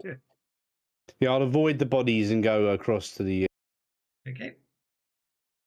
I'm sure I duck under floating. Okay. Inside the kitchen is an advanced microwave unit, a food rehydrator, what appears to be a refrigeration locker, and a small sink. No, they seem to be working. Yeah, I know the map shows lights on, but there aren't any lights. There's no power. They must be the lights from our spacesuits. They must be the lights from your spacesuits. Do you want so I'm going to look in the fridge, see if there's anything in there. Look through the cupboard, see if there's anything useful. Make a notice check. I'm guessing the fridge isn't working because the power's off, but you never know. Could be a nuclear powered fridge. It could be. 10. That's successful. You find you find a wall-mounted emergency medical kit. Inside, that's good on party sheet. You find 3 intact items. You find some adrenal, a coagulant injector, and a medic kit. Oh, hey. Added to the party sheet. The fridge is empty. Nothing else in these little things, eh? No. Is there another door that goes off somewhere from here, or is that it? No, that's it. It's just a mess. So the adrenal basically immediately negates the effects of any one level of fatigue for 1 hour. So Kitcheline could use it and be not suffering 0G sickness for an hour if you want to give it to him. The coagulant injector immediately stops bleeding. And when I mean bleeding, we're talking, to use the Savage Pathfinder parlance, we're talking bleeding caused by rending. Would it also prevent somebody bleeding out? Yeah, you could use it to stabilize someone. You've also the med kit gives you gives you five. The med kit basically has 5 uses. It gives you +1 to healing rolls. Handy. So that's what you got. It's in the party sheet. So further down the hallway, you come to a blasted lift shaft. The lift car itself is demolished, but the shaft still leads upwards.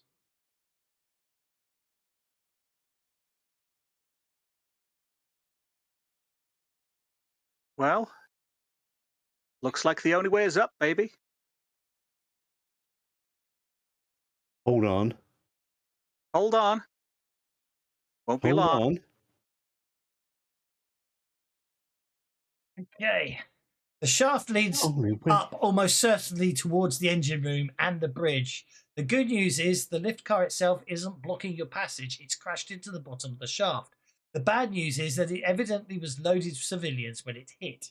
Some of their crushed and frozen corpses lie entangled in the car. A quick look up the dark hole reveals several more floating inside. Was the lift down or up? It crashed at the bottom of the shaft. The lift crashed at the bottom of the shaft. So, is the lift broken? Yes, the lift's very broken. I suppose we've got 0G, so we can just go like Superman floating up the stairs. Yeah, basically. So there's a big pile of dead bodies at the bottom. Yeah. Yes. And a few floating free up above us as well, I think. Are any of them moving? I read that correctly. They're all moving in, the ones that are floating in 0G. Do any of these look like they're actually floating dead. That as I say, they you can't tell. They all appear to be. He wants to know if any of them are going to activate whenever we get too close. And the answer is yes. You got to check. See, if you walk, as you walk past, if you see an only eyeball one way suddenly to find out. turn towards you and go, "I got you." You see an eyeball turn towards you, know you're in trouble. Yeah. Just keep an eye. Just watch the eyeballs. If I had a grenade, I could just push down there and then ride the blast wave up, but I don't. Got a grenade. I've got one of them Inferno things. I have an Inferno if you want it. That would be better for putting on the bodies to make sure they're dead. But that's I think we should go up the lift shaft. Yeah, if we had a frag grenade, we could like push one down to the bottom, so it blows up at the bottom, shreds all the bodies, so none of them can come after us, and we could ride the blast wave up. It would be really cool, very dangerous, and possibly overkill. Then we might get killed by shrapnel. Yeah. Yeah, that too. Or worse, have our suit shredded. Yeah. So let's forget your plan. Not It's a frag rubbish. grenade. An Inferno grade's not a frag grenade, is it? No, it's not. No, it's a napalm grenade. Yep. It will burn all the bodies instead. Although it probably won't work because it's in fire won't burn in Yeah, no oxygen. with no oxygen. I guess we're floating. Well, up is a relative term, isn't it? But I guess we're heading along the lift shaft. Yep. But I guess that's what we're going to have to do. The fact it's not likely to do a great deal of good, Alvarez is going to ready his sword just in case any of these things are alive.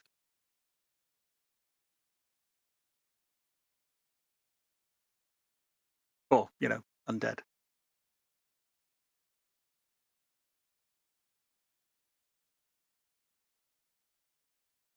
Okie dokie. So you can push your. You can basically. Well, actually, you'll start. At it logically, you will start. And we can magnetic clamp ourselves to the walls and walk up, but you ain't got mag. I'm not giving you mag boots. That's makes life too. It's all floaty stuff. I know I said mag boots earlier, but nah, too much. I don't think you've got them. You've got cheap space. Right. Yeah, we got the ones with suction cups on, didn't we? Yeah, I'm afraid so. Sorry, I set something up and it didn't work, so I'm just sorting it.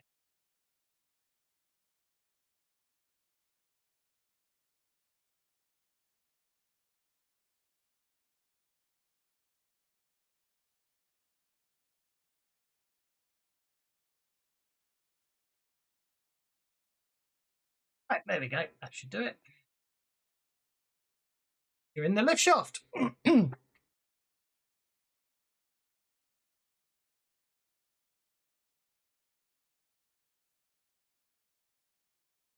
Okay.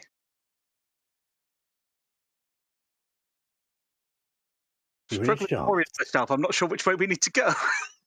You are 5 inches above the wreck of the. You're 5 inches above the bottom of the shaft, and looking upwards, the shaft goes upwards. You're not sure how far. Is that way up? Is it? It's upwards vertical that way, or is upwards away from us into the screen, so to speak.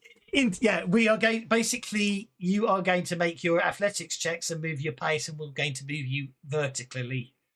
Okay. So, for ease, I will. Oh, look, they're a Walking Dead. I will start with dog meat. Who's obviously connected to Cloud, so we won't worry about Cloud. So, Joseph, you get to make an athletics check. Oh, thanks. It's good timing. I've got an advance and increase my athletics, isn't it? Yeah. So push yourself off. You push yourself upwards, basically. So that's a successful check. What is your strength? It's D6. You move yourself 6 inches upwards. Vegeta, we won't worry about. Our strength doesn't go up by 2 die types; it just goes up by +2, doesn't it? With a 0G. Exactly. It's all factored in. which I technically need to give to all the bad guys.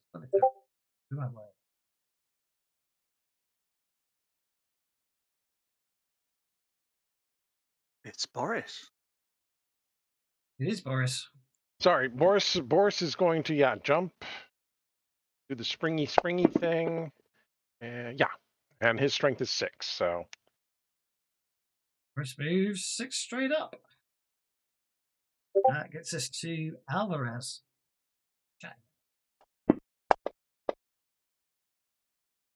Who's going nowhere apparently. Alvarez is not going anywhere this round, but that's okay. You can push off next round. Yeah, I'm not using my last penny to just go further up a lift shaft. We're not all roped together as well. Not anymore. Not anymore. Did she lead? Still got the rope though. We do. I mean, you can tie yourselves together if you want, but that could Well, be bad. Dogmeat and I are attached. Yeah. Kid Shalene likewise is just not really getting it yet. Crazy cow. This will be you and Dogmeat moving your strength. Dogmeat will use her notice or whatever, and you can wag her tail and make a propulsion with that. Stay still and support me. So here we go. Athletics, wasn't it?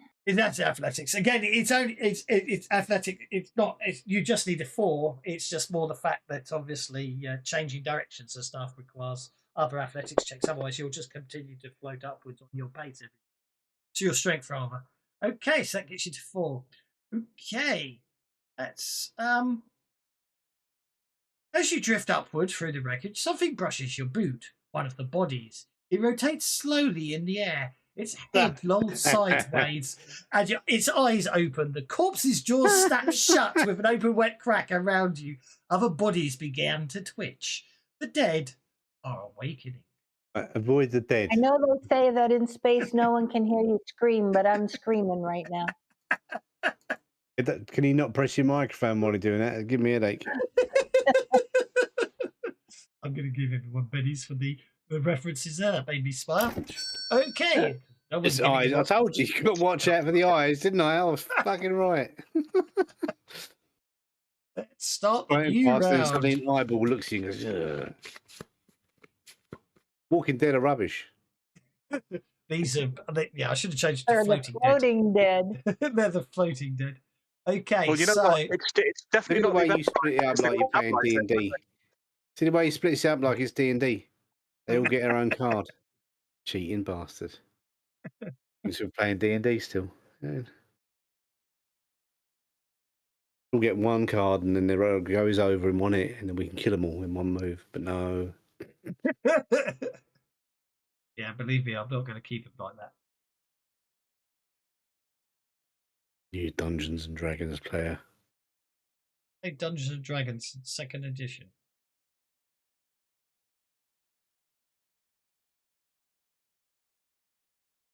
That was the only one to play. Was the first set of hardcover. They called it AD&D, the first AD&D. Yep, AD&D first edition and AD&D 2nd edition. That's what I played. Yep. Back me. 3rd edition and 3.5 and 4 and 4.5 and 7 and 23 and 8. When 3rd edition came along, I didn't play that, but I did play a lot of D20 model. I did like D20 model. I found that more interesting than D&D. Back me and rule we stuck with the originals and never bothered with the newer versions. We just stuck with the old AD&D and stayed with that. What made me? And we made our own house rules too, though, which was really cool. What made me laugh was the way they sold 2nd edition AD&D was that 1st edition had too many rule books. Yeah. By the end of 2nd edition AD&D, you had companions for every class, didn't you? You had race companion books. It got ridiculous. But anyway, the outdoor survival guide, the indoor survival guide, the lower passage survival guide, I'm covered in mud survival guide. Yeah. Dungeoneers. And then you had the player's option books as well, didn't you? Yeah, the complete book of Vikings, the complete book of Romans. Yeah, it did make me smile. That was the excuse. Okay, so this floating dead pushes himself over towards Boris, fails to actually attack Boris. He carries on moving, so he's still propelling himself. So he should be. Well, he's propelling himself upwards at the same. Actually, he will continue moving after that. So he attacks Boris and then floats on by. Okay, this chap here, he pushes off the wall, gets a successful roll, and comes for. Ow.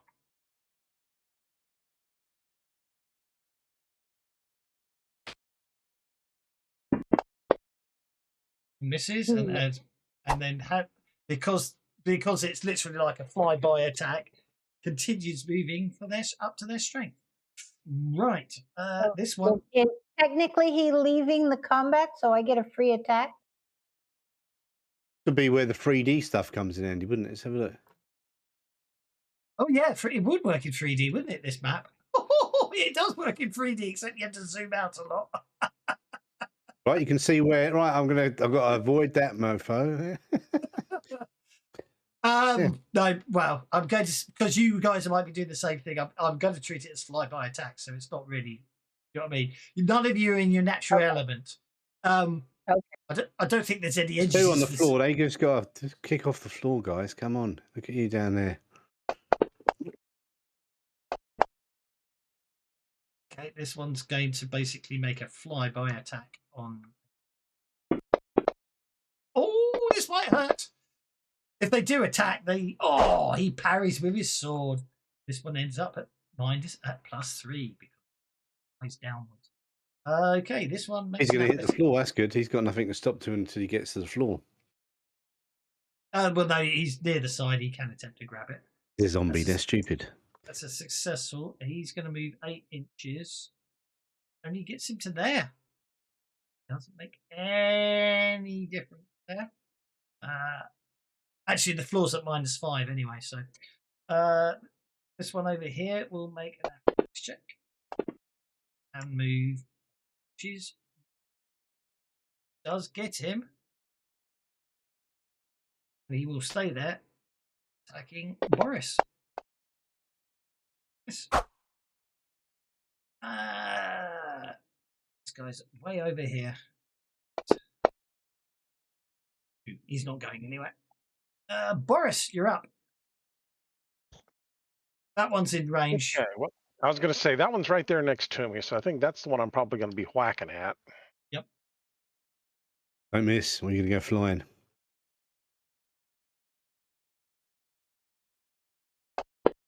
It's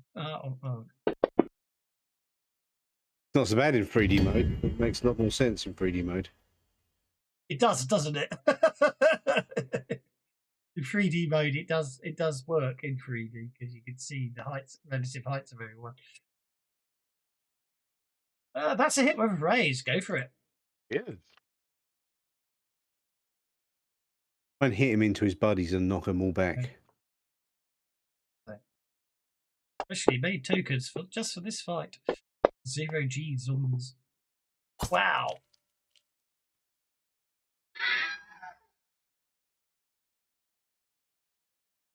It's one splat for Boris. And I presume I'm not stopping, so I'm going to go up another 6 inches. Unless you want to do anything else, you just move another 6 inches straight up. Because that's your strength, isn't it? Actually, I think what I want to do, if you'll let me, I want to grab Floating Dead number 3 as I fly up. I want to try and grab a hold of him and take him with me. Go for it. That'll be an athletics check. Yeah, because even we take the turn on the multi-action, because technically it's a multi-action, but that doesn't affect your hit earlier, so I'm not going to worry about that. And then make an athletics check. Okay, I'm not going to worry about it. I did disappear. I got too high, didn't I? I don't know where Boris has gone. What's Boris? Yeah, he's off the map. I see that. How the hell did you get off the map? What have you done, Boris? What have you done? Come back, Boris. You're Boris, you're there. He flew too high and too flippantly. Kid Press the Shalene. glass button. Kid Shalene is going to try this funky rivet gun and see how it works like a real gun and shoot passenger number 10. You can use your pistols. I'm not going to be that cruel. You can use your pistols if you want. Oh, no, I was getting with the program. I've got a rivet gun. I'm going to try it. Go for it. In all fairness, Andrew, hang on. Medium range minus 2. What the hell's the rivet gun's going to have a run? Have a look at that. You're only shooting at something 2 inches below you. What the heck?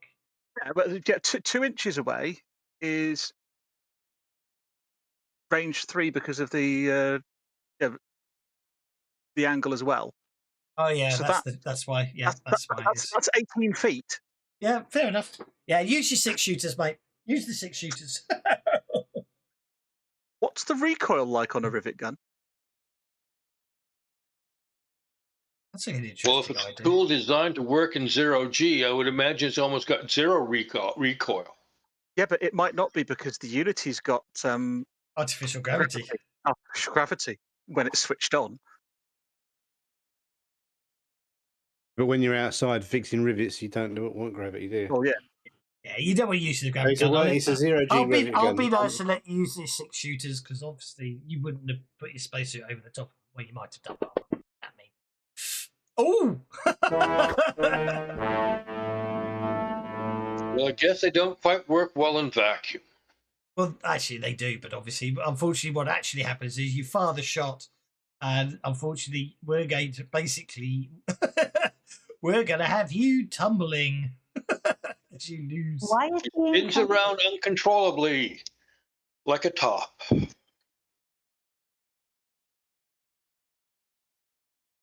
Unfortunately, yeah. So, you are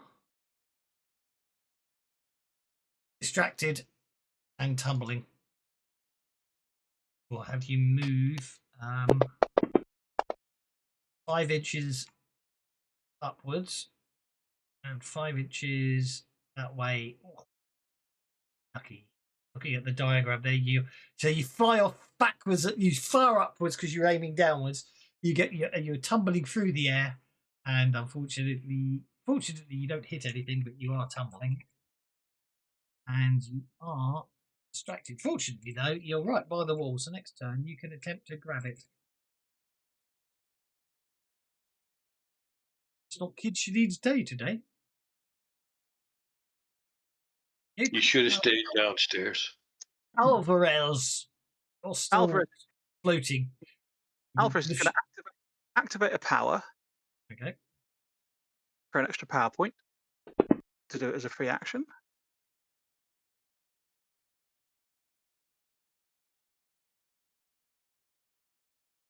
And we'll have that.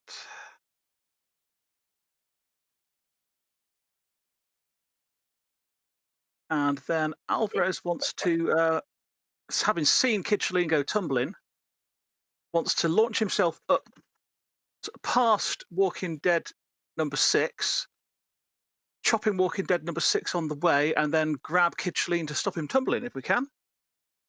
Well, you need to make a free action. Yeah, the athletics check is a part of your free move action. Yeah. That's my athletics check. It does allow you to move your strength, which is D6, isn't it? It is. Okay, so you move 6 inches upwards. Obviously, you can move 6 inches in that direction. Yeah. And so obviously, as you go by, you can attack that guy as you go by, of course. Yeah.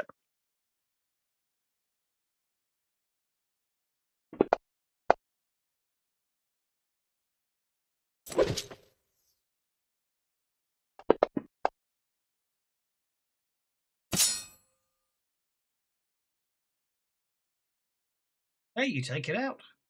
And then is it a strength roll or an athletics roll to grab Kid Shalene and stabilize it?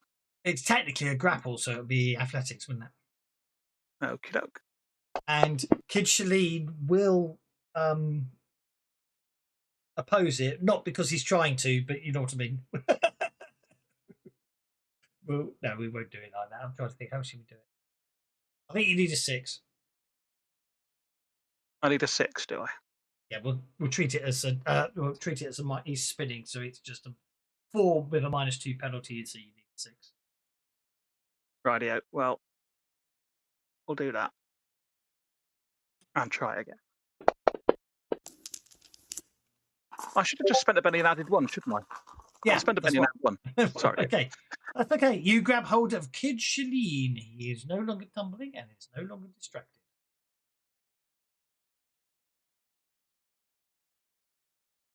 Kid Shalene is +6 with you. Crazy Cow. You and Dogmeat will automatically float up 4 inches, which will bring you into range of that. Not Walking Dead if you want to. All right. Well, Cal is going to take out her survival knife and see what she can do to make it stop walking. Could have called them Floating Dead. Name them by adding them. Okay. Go for it.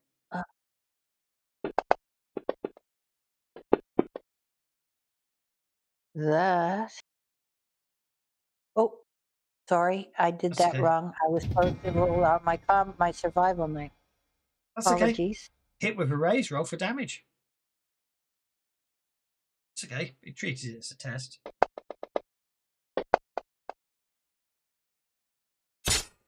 Nice. You're getting 1 scream now, aren't I? I've noticed. It's why that stopped working. I heard it scream. No, but it's the same scream every time. It sounds like we're getting goblin scream. It's not varying. It's not varying like it was supposed to. Okay. Let's see what this one can do. He is he's moving. He gets to go from -2 to +6. That means he will float this way and take an attack at Chosen and miss, and move on another 2 inches over there. This one here will make an athletics check, which is successful. He will basically push himself and move that way. He will hit the wall. Or Crazy Cow as he goes by. And miss, and then end up over here at 15.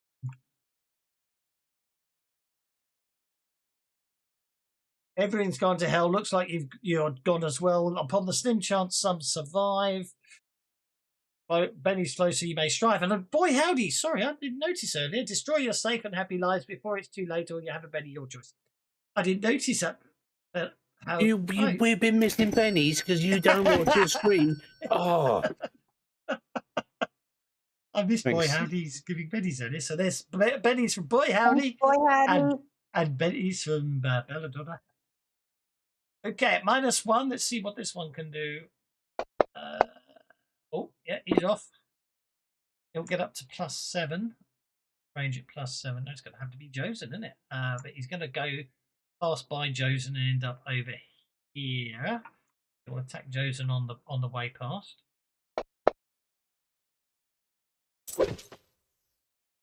Hits Josen on the way past. Oh, shoot! I've missed something out? Notice something. You what? No. You've only been hitting with blades, haven't you? Yes. Okay. It's okay. Point out if you're using a bludgeoning weapon. The only other thing I forgot to do was, I think Boris nobbled one earlier.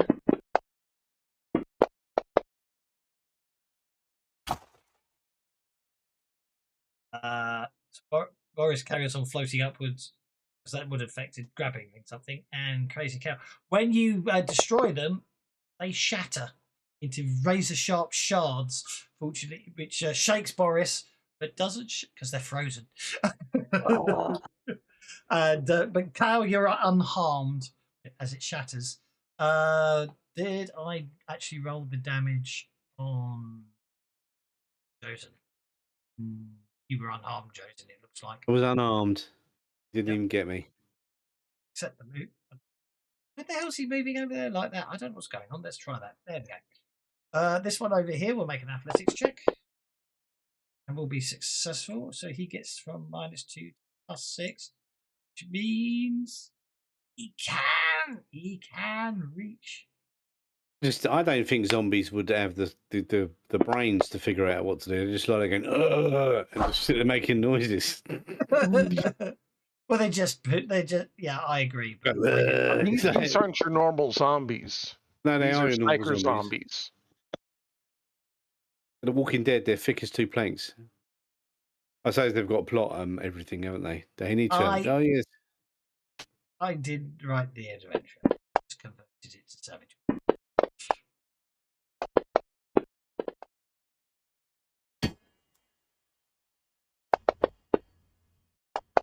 And our flyby attack, Crazy Cow, is shaken. And it's just, well, dog meat can support, obviously, but that's about it. Dog meat will use her notice to help keep track of anything that's coming in towards Cal and let her know what's coming in, what's incoming. So we will use our notice for that. And we have so many bennies, so let's benny it again, just because.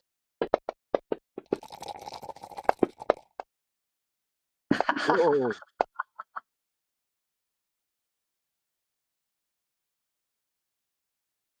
Pretty good roll. Good dog. She understands trajectories really well. That's +4 bonus to your next action. Josen, you're up, sir.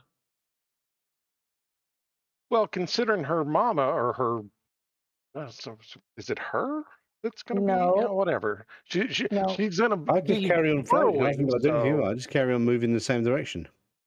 Unless you want to, yeah, but you keep floating upwards. But do you want to do anything as you go floating by? No, I'll just float past these fuckers. Yeah. Okay, up to 12. Okay, no problem. Round 2. Oh, look at all those lovely bennies. Yes, Boris, we'll have to say it's her namesake, but no relation whatsoever, I don't think. It's just the unwritten rule that all dogs in post-apocalyptic settings are called dog meat, I think. Must be called dog meat, yeah. Well, I was just thinking there might be some sort of genetic link, and that's why, because dog meat knows how to burrow and knows directions from that, then this dog meat knows how to. Yeah, that's a dog meat from in a pre-apocalyptic setting. It would be called sorry. There's absolutely no reason to. It's absolutely possible that dog meat and dog meat are related. Just this is the dog meat from the other campaign. That's right. She only has 4 legs, not 6. It only has 4 legs, and it's going to end up on Banshee, which was dog meat was mutated on Earth. Right. Well, since Alvarez is up now, let's. It's the whole litter mates and psychic connection thing, though. Yeah. Exactly. Yeah. Totally agree. Let's. So I'm going to be moving 6 inches vertically.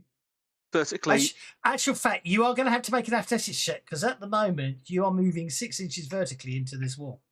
Into that wall. Okay. So what I'm going to do then is I will first of all slash out at this Walking Dead that's next to me. Okay.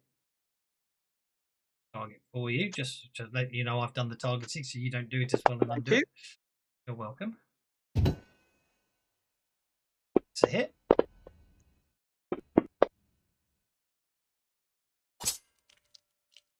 That is an incapacitation, which of course means it shatters. Oh dear. Did it shart? It's a small burst template. Both of you. Well, actually, you might be okay.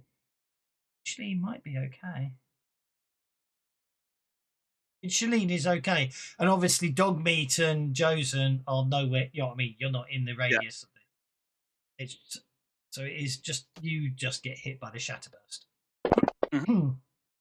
Fortunately, it doesn't do you any harm. Okay, so then I'll make my athletics roll. Basically, because they're frozen, they're very brittle, so bludgeoning weapons. Ah, well, I'm using a slicing weapon. Hey. Exactly. Okay, so you're able to adjust, and you and Shalene move upwards. You're both 12 inches off the ground. At 24 inches is the top of the lift shaft. Well, I want to go through that one and slash it on the way past. Okay.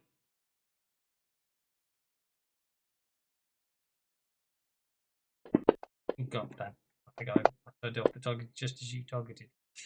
That's okay. You did it. It worked.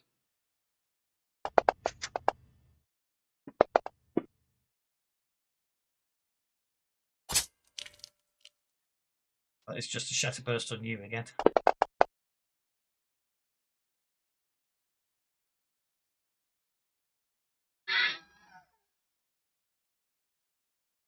And then, as an action, I'm going to activate a power.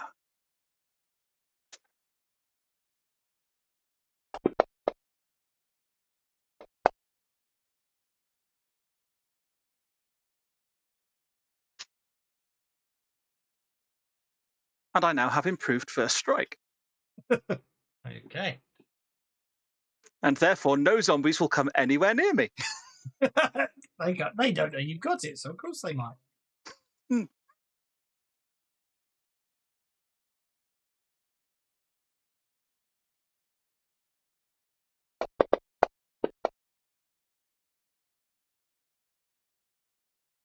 Pushes himself, comes straight upwards. This one's over here. These two never even got off the floor. Push himself up and come straight upwards. 6. Gozen. He's going to float up another 6. Yeah. Can I see anything yet, or is it still all pitch black? Well, at 24 inches, you'll reach the top of this shaft.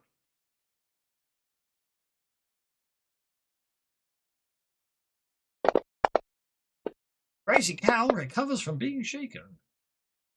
Yay! Go, Cal. If you don't do anything, you will float up. Just the dog beat will just float up 4 inches. Yeah, I think we'll do that. Actually, wait a minute. I got a +4. I can't let that +4 go to waste. Is there anything there beside me that I can whack on the way by? You can not whack, but you could always fire your shotgun. Okay. Once we get well up past, I think we've got what the closest one is Walking Dead number 8. Yep. It's 5 inches away.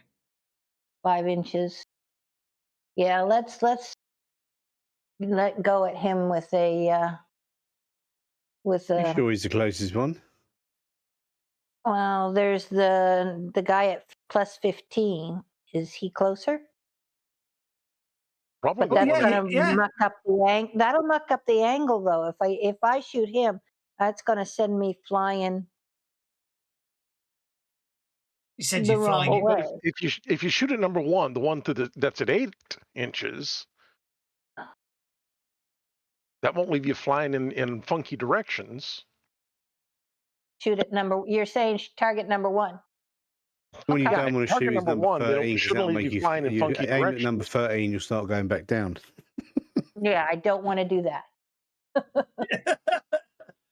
I'm not really going to worry too much about the physics of the gun bar. We will have it sort of have some fun with the directionals. Yes. Okay. I'm going back to 3D mode. It's much more fun. That's what I'm looking at actually and trying to decide. They're both at +6, so it really doesn't matter. Do we know the opening is straight up, right? Yeah, yeah. Oh. The opening is straight up, and let's make things fun. D4. All right, let's shoot on this side. Walking Dead passenger number 8. Okay, number 8. We'll target him. Yeah. Jeez. We will shoot. We'll just fire one round because it's going to be really hard to get reloads. So we'll just fire the one round. Okay.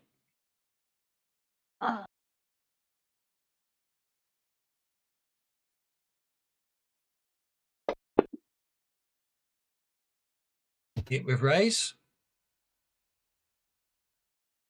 That's fine. I know what I know how I'll do it. What's the minimum strength requirement for a shotgun? What's the minimum strength requirement? Yeah. Oh, for a sawed-off? D4. Okay, that's fine. Yeah. Yeah. I'm going to actually I think that's the way I'll use it. We'll propel you another 4 inches as you fire the shotgun. Why not? Let's have fun. Roll the damage.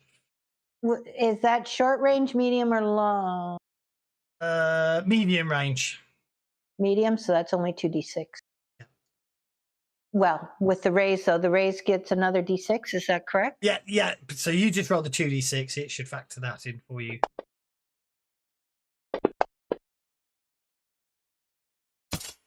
Okay, I just like the idea of actually using this minimum strength requirement. So you fire the shotgun, you take out the zombie, and then basically you're now floating in that direction, but and are propelled upwards by the gunshot because it's cinematically cool.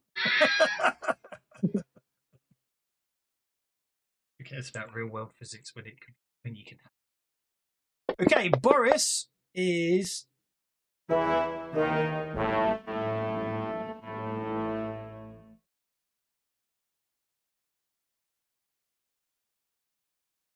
What happened? Well, I guess Boris is going to spend a penny to unshake because we got to do that. Where's the button? There's the button. And a failed shaker. That's an interesting one, isn't it? I don't know what happens on that.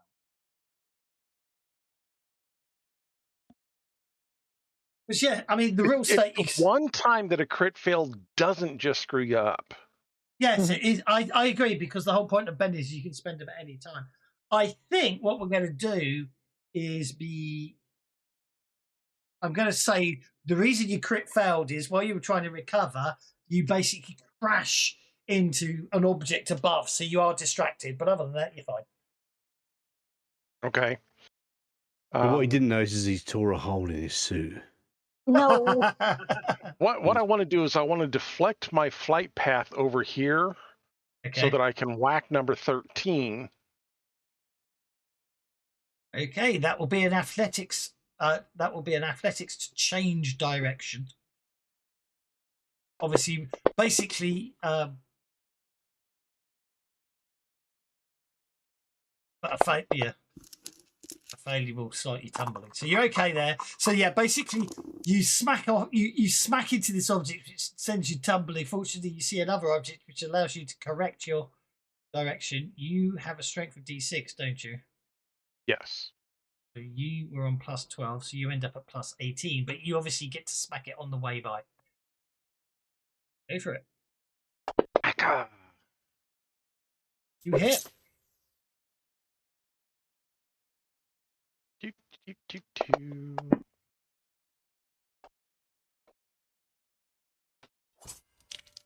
It shatters. It's taking you again. Of course. Of course. It's not fair, is it? Yeah. All right. But you did take it out. You Boris the zombie shatterer. That's what you should call him. Got a piece of my eye or something. I don't know. Doug's going to do the exact same thing again since it worked so well the last time. Go for it. And take a notice and pick out for pick out for what what yep. the best target for the next one to get us going again. Indeed. For our next shot. 7 + 8 would be 15. You play the pointer thing and do the, Okay. Pull your leg at it. This one fails, smacks into the wall, taking 4 points of damage, which would count as bludgeoning, wouldn't it, actually? That's 9 points of damage. What's its toughness? Toughness is 8, so it's shaken as it hits the wall. It is also tumbling because it failed its athletics.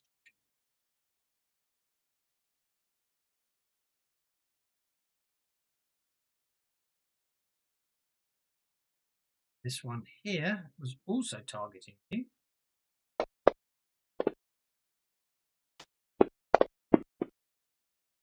It also fails its athletics check. Therefore, is also tumbling.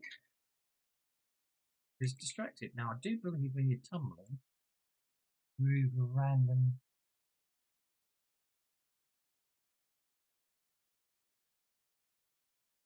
Do the unity.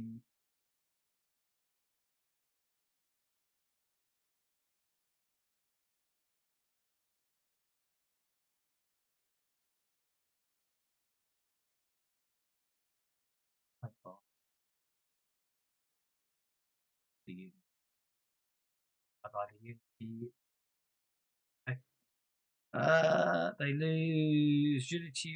They lose operating. Actually, logically, they carry on moving at their pace, don't they? They just can't control it. Again, it's 12. This one. Other one was this one. He's gonna whack into a wall and shatter. Well, he may well do. This one did. That's why he's actually not moving. Move up. Smacks into the wall and just starts rolling up the wall. Kid Shalene.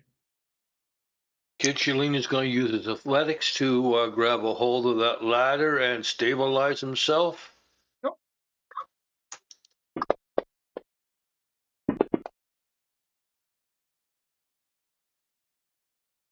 Nicely done. Why are you encumbered? Yeah, that's what I asked the last time. I have no idea. Probably that rivet gun. Can't be that heavy. Let's put it back in the Banshee. It's not that useful. And then also, let's face it, you wouldn't be encumbered because you're in 0 gravity. But that's by the way. Yeah, that rivet gun is weighing 4 pounds. So yeah, that's throwing me over. But anyway, I mean, I'd ignore the encumbrance anyway because you're in 0 gravity. But that's by the by. So that turns that into a 9. So you're absolutely fine. So you can just propel yourself upwards, your strength if you want to. But you can take a pot shot before you move if you want to as well. I was going to take a pot shot at number 7 way over there. Go for it. I'm going to say, yeah, you grab hold, you take the shot, and then you pull yourself upwards. So that's go for it.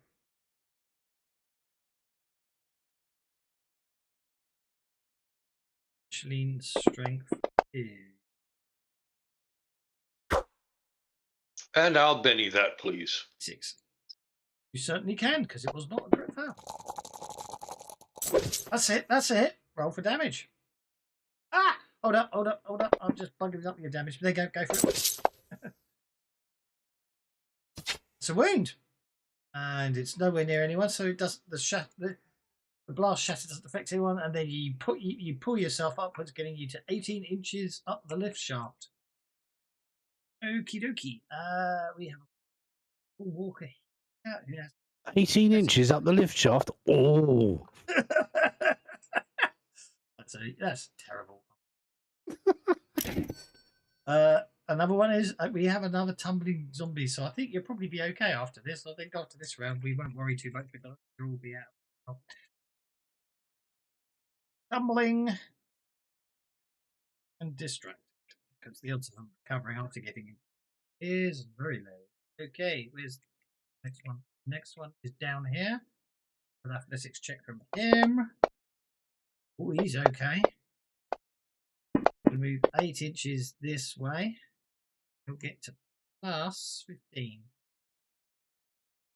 Pushed off the wall and attempted to connect with Dogmeat and Hazy Cow, but fails miserably.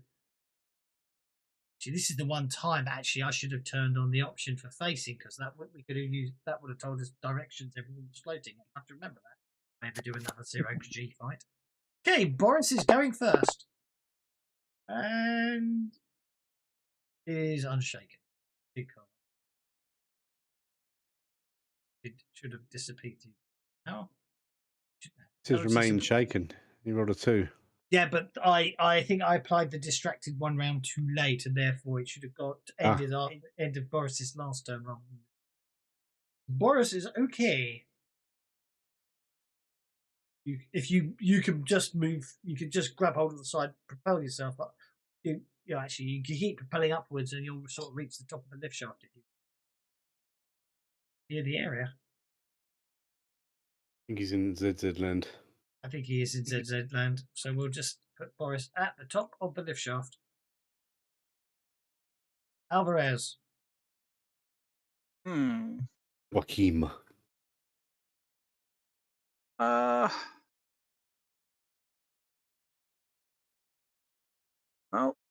I'm the furthest down the shaft, aren't I? So I think I will just continue drifting upwards. Yuki, which will get you to. But 18.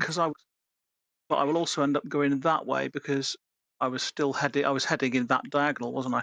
You can make an athletics check to grab hold of a piece of. There's debris everywhere, so the idea is you can just grab hold of something. And so just an athletics check if you want to change your direction.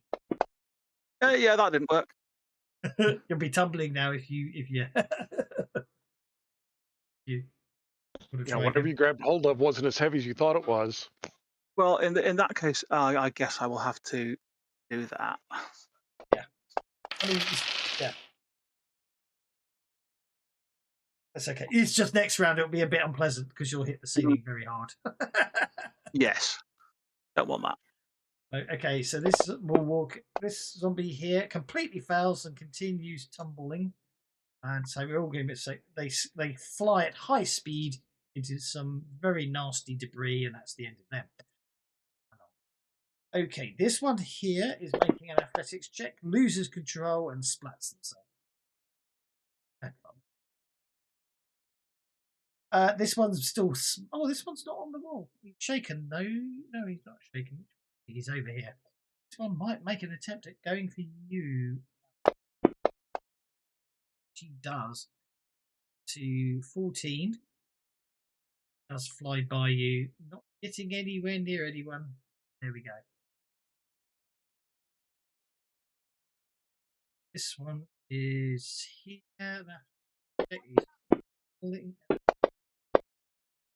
Get him straight up. What did you just say? What did you just say? Crazy Cal. Okay, Cal is going to. Got a +2 bonus from dog meat up. Yeah. Oh, right. I have to put that in too. We got a guy down here, Walking Dead number 10. So we will use the last round. Hate that. We'll use but we will use the last round in our shotgun and shoot ourselves up again, utilizing. You might. But you might need to take the rivet gun. That's your last shotgun shell. Well, it's not. It's the last one that I have access to. Yeah, that's right. I gotta get out of the spacesuit. Yeah, I understood. Yeah, so you might want to take the rivet gun anyway for that reason. Make your shooting roll.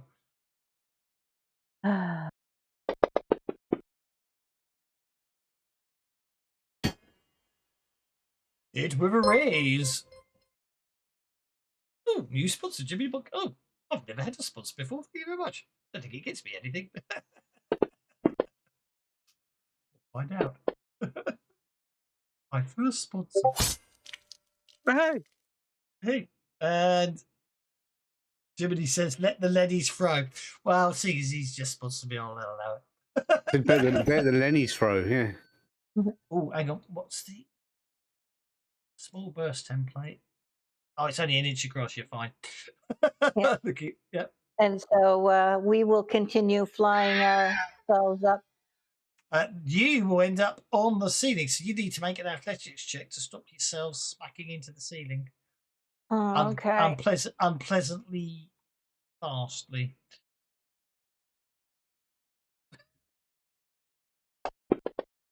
You're fine. You basically are able to position yourselves, and you're able to turn. You're able to cause yourself to turn around, so you land on the ceiling.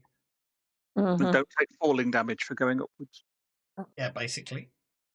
Well, hum that. Was it Lionel Richie who did that one, dancing on the ceiling? Yeah. What? We won't sing it. Ealing. I was walking around in Ealing. There. Joseph, Boris, you've reached the ceiling. So again, you need to make an athletics check to not smack into the ceiling at high velocity. Actually, but I want to smack into the ceiling. I want to become ceiling kill. I just realised something. Boris has been shattered. I think Boris's spacesuit might be in trouble. Yeah, I've been shattered twice, so probably. Yeah, I think your spacesuit. Considering I got shaken twice, probably. I'll fix it. It's all right. We'll have to So supply an some of athletics those check patches. to land. No, you've got to suffer a wound for the suit to rupture. You're okay. It's got to be a wound. Okay. Yeah. I'm going to put a Benny on my 3 to make it a 4 and a success, please. Absolutely fine. Yep, you're fine as well because you hit the ceiling, so that's absolutely fine. Spend the Benny onto that. Boris is going to hit the ceiling at the moment. Well, I'm trying to put. I put the blessing of the saints on Kid instead of on me, so that's okay. That's because it's on. Yeah, it's okay. Joe Rama said, "Less singing, more bennies." Thanks, Joe. Yes, singing more bennies, certainly, Joe Rama. Thank you for pointing that one out. Okay, everyone's fine. I'm not going to worry about those last 2 wall walkers. We shall just let them die. They don't land properly and shatter themselves on the wall or a ceiling. Exactly. So that's successful. You have climbed the shaft. So that was the approach. That was getting the shaft dealt with. Okay. Shaft, we've done that. The shaft goes still again. Okay. So yeah, you clamber through the shaft. Yeah, the shaft goes still again. Bodies drift slowly through the darkness. Above you, the passage. Well, you're at the top, so it doesn't matter. But the box starts humming again. Again, it starts pulsing and moving, and everyone gets to make a spirit check. You lucky, lucky people. Oh, guys. I think a 5 is probably not going to be good enough. I'm going to put a Benny on that. A 5 is good. It's an unmodified spirit check. Okay. Just to let you know, it's an unmodified spirit check. There's no, and even if there was a fear level, it's not a fear check. It is a spirit check. It's just so you don't worry. Okay. So just before the top. Just basically, as you're standing on the ceiling, you can see a small plaque that reads engineering level. Yay! Let's find the engine room. So basically, opening the door, forcing open the shaft doors is not a problem, and you basically, well, it's up to you if you want to continue walking along the ceiling, or you can sort of position yourself back on the floor, or just float down the corridor, obviously. But you find yourself floating down the corridor. Into the universe. I want to dance down the ceiling. The corridor ends at a heavy blast bulkhead. 2 reinforced doors are sealed shut, their locking mechanisms frozen in place. Between them is a narrow sliver of darkness. just enough to prove the passage beyond is still open. The metal around the frame is warped and scorched. Oh boy. So if you've got the cutting tools, the blowtorches from the fighter bay, Yep. Come up. Yeah, 2 of them have been picked up. I should technically dump it. Yeah, I'm going to be very nice and say if it's in the party sheet, you left it in the mess hall, or you left it in the base. So someone needs to pick this stuff up. Which case, I'll grab. I was about to give the rivet gun to Crazy Cow, who just nabbed it. Josen took the rivet gun. I'm going to take the rivet gun of Josen and give it to Crazy Cow.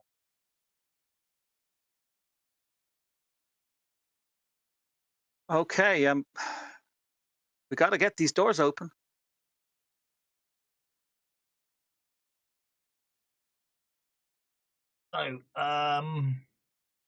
So use your cutting tools, blow torch, you cut through the door. Repair takes 10. I had a saw. There was a portable saw. Yes. Oh, yes, you did have a portable saw. I have the portable saw, so I will take that out and apply that, and use my repair to see if we can cut the. If we can't hot wire the door to open, we probably can't because there's no power, so we can't hot wire it open. But I will. Why not hot wire it open? Make a little electrical charge with my, some bolt power. So basically, if you got the blowtorches, you can whoever's got a blowtorch, you can cut through the door with a repair check. Up to 2 people can work on the door at one time. Takes 10 minutes on a success. If you get the raise, it only takes 5 minutes. But a success means Josen's. So if Crazy Cow helps and gets a good repair check, you'll get the door open. I don't have the thing, but I'll support. I mean, up to 3 people can support Josen. I'll allow that. It's +1. I'll use brute force and ignorance. Well, no, it's supporting. It's not actually getting at the door as such, but yeah. Yeah, but I'm using brute force and ignorance to support. It takes 5 minutes. To shout at me to make me like more. Make the torch hotter. I misunderstood a bit. Okay, it's okay. Basically, you cut through the doors. It takes 5 minutes with the bonuses there. During the time you're cutting the door open, the box hums again. Strange crimson veins across its surface pulse faintly. You get the distinct impression something inside shifts. Something inside has done what? How long does this ship take to get there? Elstrom said we maybe got a day. We've been at this 10 1 to 2 days. Hours already. Oh, hell. With a grinding scream of metal, the bulkhead finally shifts. The gap widens just enough for someone to squeeze through. Beyond lies another corridor, darker and narrower than the past. I know this is a crazy thing to say, but what if we just jettison that box out into the vacuum and consign it to the depths of space? It's still pretty close to Earth, and they were pretty as tempting as that is. Yeah, exactly. These guys aren't going to be affected by. These guys aren't going to be affected by vacuum so much. And Hellstrom said, if we can get them to Banshee, they're vulnerable. We can, they will eventually be able to kill them. We won't be able to do it right away. Yeah, but we definitely can't do it here. We got to get them there. All right. They're unkillable on Earth or in the vicinity of Earth. If on the surface of Banshee, they will become. Eventually, you will be able to kill them. Right. Who's going through the door first? Oh, hell, I'll do it. Okay. Nothing happens. After you all go through, the corridor twists through several maintenance passages. After a short distance, the posse finds a faded directional sign, engine room, and an arrow. Right. Let's go to the right then. Okay. Heading for the engine room. The narrow maintenance passage gives way to a broad transit hall nearly 20 feet across. Emergency lights flicker dimly along the walls, casting long shadows across the floor. 6 bodies lie scattered across the passage. At first glance, they look like the others you've seen aboard the Unity, torn apart by something with terrible claws. But as you drift closer, something feels wrong. The blood around them hasn't frozen solid. It moves. Ew. The corpses are mutilated, almost beyond recognition. Their chests have been split open, ribs peeled apart like broken cages. Thick black blood floats in drifting globules around them. The hallway stretches 60 feet ahead. At the far end, barely visible in the gloom, hangs a sign that says engine room. Another arrow. Josan, can you torch those things, whatever the hell they are? I can try. Is that not a problem with in vacuum? How well does fire work? Needs oxygen. It's magical fire. It'll be okay. Okay. Josan, If it's magical fire, then go for it. I think it will produce the flame, but nothing would burn for long after, would it? I think it's what would happen. Because the fuel will still burn off the propellant, won't it? Or does it really need does it still need oxygen to burn? Well, maybe Josan's flamethrowers taking some oxygen from his. Yeah. Well, actually, that's not true. Depending on, they have the acetylenes or something that they use for welding and burning down underwater. That doesn't use oxygen. Exactly. So I think you'd get the bloom, but you wouldn't get any ongoing fire or anything like that, would you? Yeah. If we're not it's safer to use, I kill them and then the fire goes out instantly. If we're not in combat rounds, just in case there's any recall on it, I will support Josan with torching the corridor by bracing him. Well, actually, I'll tell you what we'll do. I clear the hat. And then you can go in any order you like. Basically, obviously, Josan can obviously hit the... You go in any order you like. So, Josan, you can go first if you want to describe what happens as you fire the flamethrower and make a weird science roll. I'm going to allow some of us to support you. Oh yeah, I'm going to make sure that you each get your own action. So it's quick encounter. Yeah, I'm going to get a quick encounter. I'm going to fire the torch at the feckers floating towards us. Try and incinerate them all. Okay. And do as much damage as possible on it. And yeah, that's what I'm going to do. Go for it. That's what I'm going to do. I'm going to kill them all. Make a weird science roll. Weird science. Are you happy with a 4? It is a quick encounter. Never.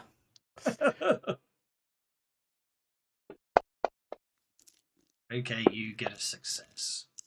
Right. So Josan steps forwards and I'm going to read something. And basically, just as obviously he activates his flamethrower, but as he goes to do that, one of the torches. One of the corpses twitches. Sorry, that was a good spoon. Then another. A thick mass of blood suddenly spills out of a ribcage and hangs suspended in the air. The floating gore begins to gather itself together, drawing inward like a storm forming in reverse. At the centre of the swirling mass, a human heart beats. The blood surrounding it hardens into jagged crimson blades. Suddenly the air fills with motion. Blood erupts from other corpses. Frozen shards explode outwards like a shotgun blast. The hearts inside the bodies pulse violently, spraying razor-edged splinters of blood in every direction. However, Josan, obviously, basically everyone's got to fight their way through this. But Josan, describe the effects of your flamethrower hitting them with a rays, meaning you escape, you finish the encounter and get to the other end without taking any damage. Explain how you do that. Because I was just going to torch them, and then they suddenly started like coming alive. So I just turned up the widget dial on the side of me, flappy fringing, and blasted the shit out of them. Yeah, and then as the propellant was pushing me in the wrong direction. I flew backwards to the other side of the room and landed by the engine door. So I burnt them, and on the spin, used the acceleration to get to the wall, and I just stopped just in time, and then put my gravity boots on. When that's how you do it. Indeed. And then I had a heart attack. Okay, who wants to go next? Because you can go in any order. Dogmeat could obviously support Crazy Cow, but obviously Dogmeat needs to get a raise on Dogmeat support. Dogmeat's got 11 pennies, so I think Dogmeat's okay. Yeah, Dogmeat is going to use his athletic and help Cal along, and they're heading down and trying to dodge the gory floating heart bits, so we avoid taking any damage from the shards. Anyway, there. Oh, I think we'll throw Benny. Come on. Oh, we're going down one more and see what happens. No. Okay. That's all it is. We'll take the 4 and for a plus 1, I guess that is. That would, yeah. Yes. I would say it's support, but yeah, we'll get you a plus 1, and it's correct. As such, narrative. Oh, I'm encumbered. That rivet gun has encumbered me. Ignore the -2. All right. You're not encumbered. You're not encumbered. Benny it anyway. See you're if not we can encumbered do in the vacuum of space. You're not encumbered. Oh, for God's sakes! Come on. There we go. That's a little better. That'll be a 7, I guess. So we'll Benny that and turn it into an 8 for. Yep. So describe how you get down to the corridor, through the corridor, and escape these corpses. All right. Cal has her arms around Dogmeat, and Dogmeat sort of is, and we're between the two of us. We're just basically bouncing ourselves off the one side of the corridor to the other side of the corridor as we make our way down, trying to avoid these floating masses of gore, and so we dodge this way and dodge that way, and we almost look like someone who's had too much to drink bumping their way off the walls down the corridor. Wonderful stuff. As we go. You narrowly avoiding the shrapnel blasts of the blood. The slime. Yes. Yeah, exactly. Okay, who wants to go next? I will.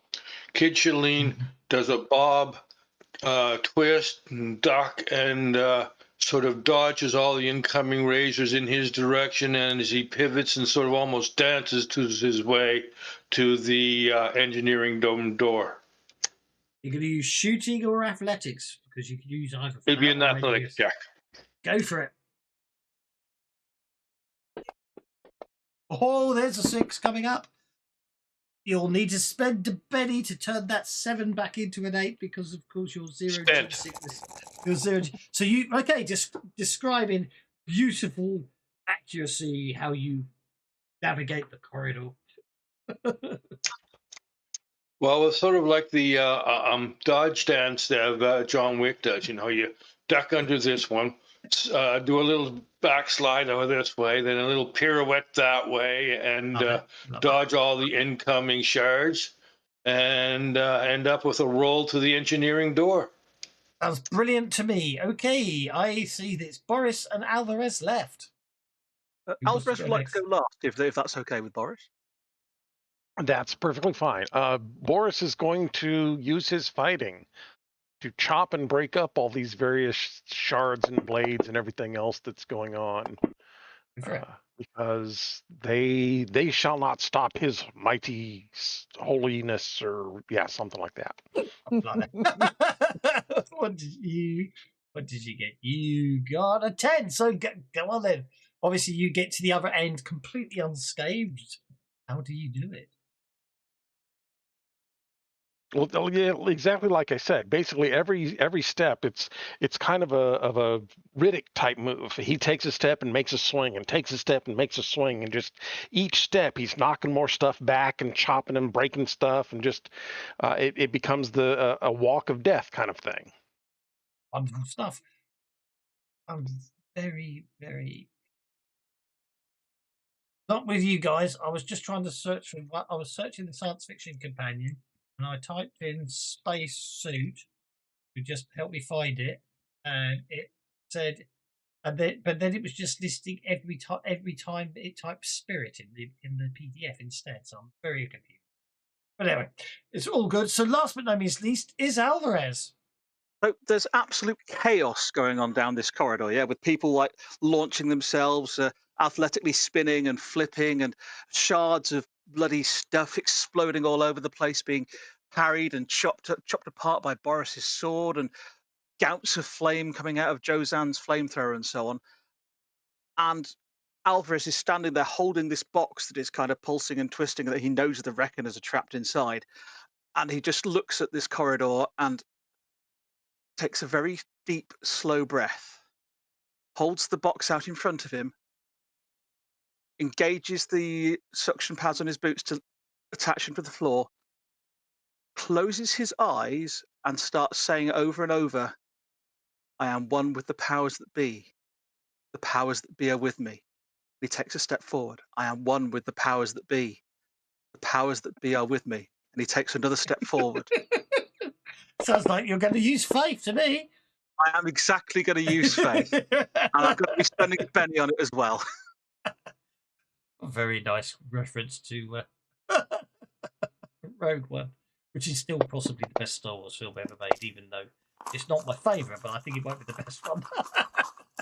Okay, you all get to the other end of the corridor. Yeah, it's in spite of the absolute chaos that is going on, somehow just holding this box out in front of him and walking one step after another very slowly with his eyes closed, Alvarez makes it to the other end of the corridor completely unscathed. Okay, and you all get to the other edge of the side for the engine room looms ahead. A massive wheel lock controls the blast door beside it. As in, the door's open at the moment. And this stuff is still in the corridor and pouring down towards you. Well, let's get in and close the door. Exactly, yeah. With a final heavy heave, the door slams shut behind you. The last thing you hear is the wet scraping sound of blood sliding across steel just on the other side. Except I know it's 0G, so you can't, but you feel the vibrations. Not 0G, atmosphere. You know what I mean. You are... Okay. 3 more hallways, 2 breach doors, and a crawl through some wreckage later, you come to a black door labelled simply Engine Room. It's wide open, and I think that's a good place to leave. The engine room is open, and we're leaving it. What? Dun, dun, dun. I hope you had fun. Well, next time we'll probably, hopefully, finish. All die. So whichever comes first. Exactly. I hope you're all still enjoying it. We shall leave it here. Yes. I'll see you next time. Okay. Will you be loading Lost Colonies next time? You can load them anytime you like. They're shared with you. Oh, okay. I've just seen the miniature you made. That's brilliant. Kid Shalene in space and his visors covered in vomit. Remind me how you and Benny next week, Kid Shalene. That's brilliant. Okie doke. Thank you very much, Toss. Yeah, thanks, Toss. It was fun. Do we have a game on Sunday? I've lost track. Yes, we do, and your time changes this weekend too. It so does. We have to remember that we're back to normal start times. Those of us in Our North times have America. synced up again. Yeah. Yeah. So our UK clocks changed this Sunday. So yeah, basically we'll both be back into the sync we were before your clocks changed. So yes, join us on Sunday for some Sprawl Runners. See you there. Yeah. Or I'll see you on Tuesday for a bit more Hell on Earth, even though we're playing our Lost Colony campaign eventually. Take care, one, and I'll see you later. Thanks.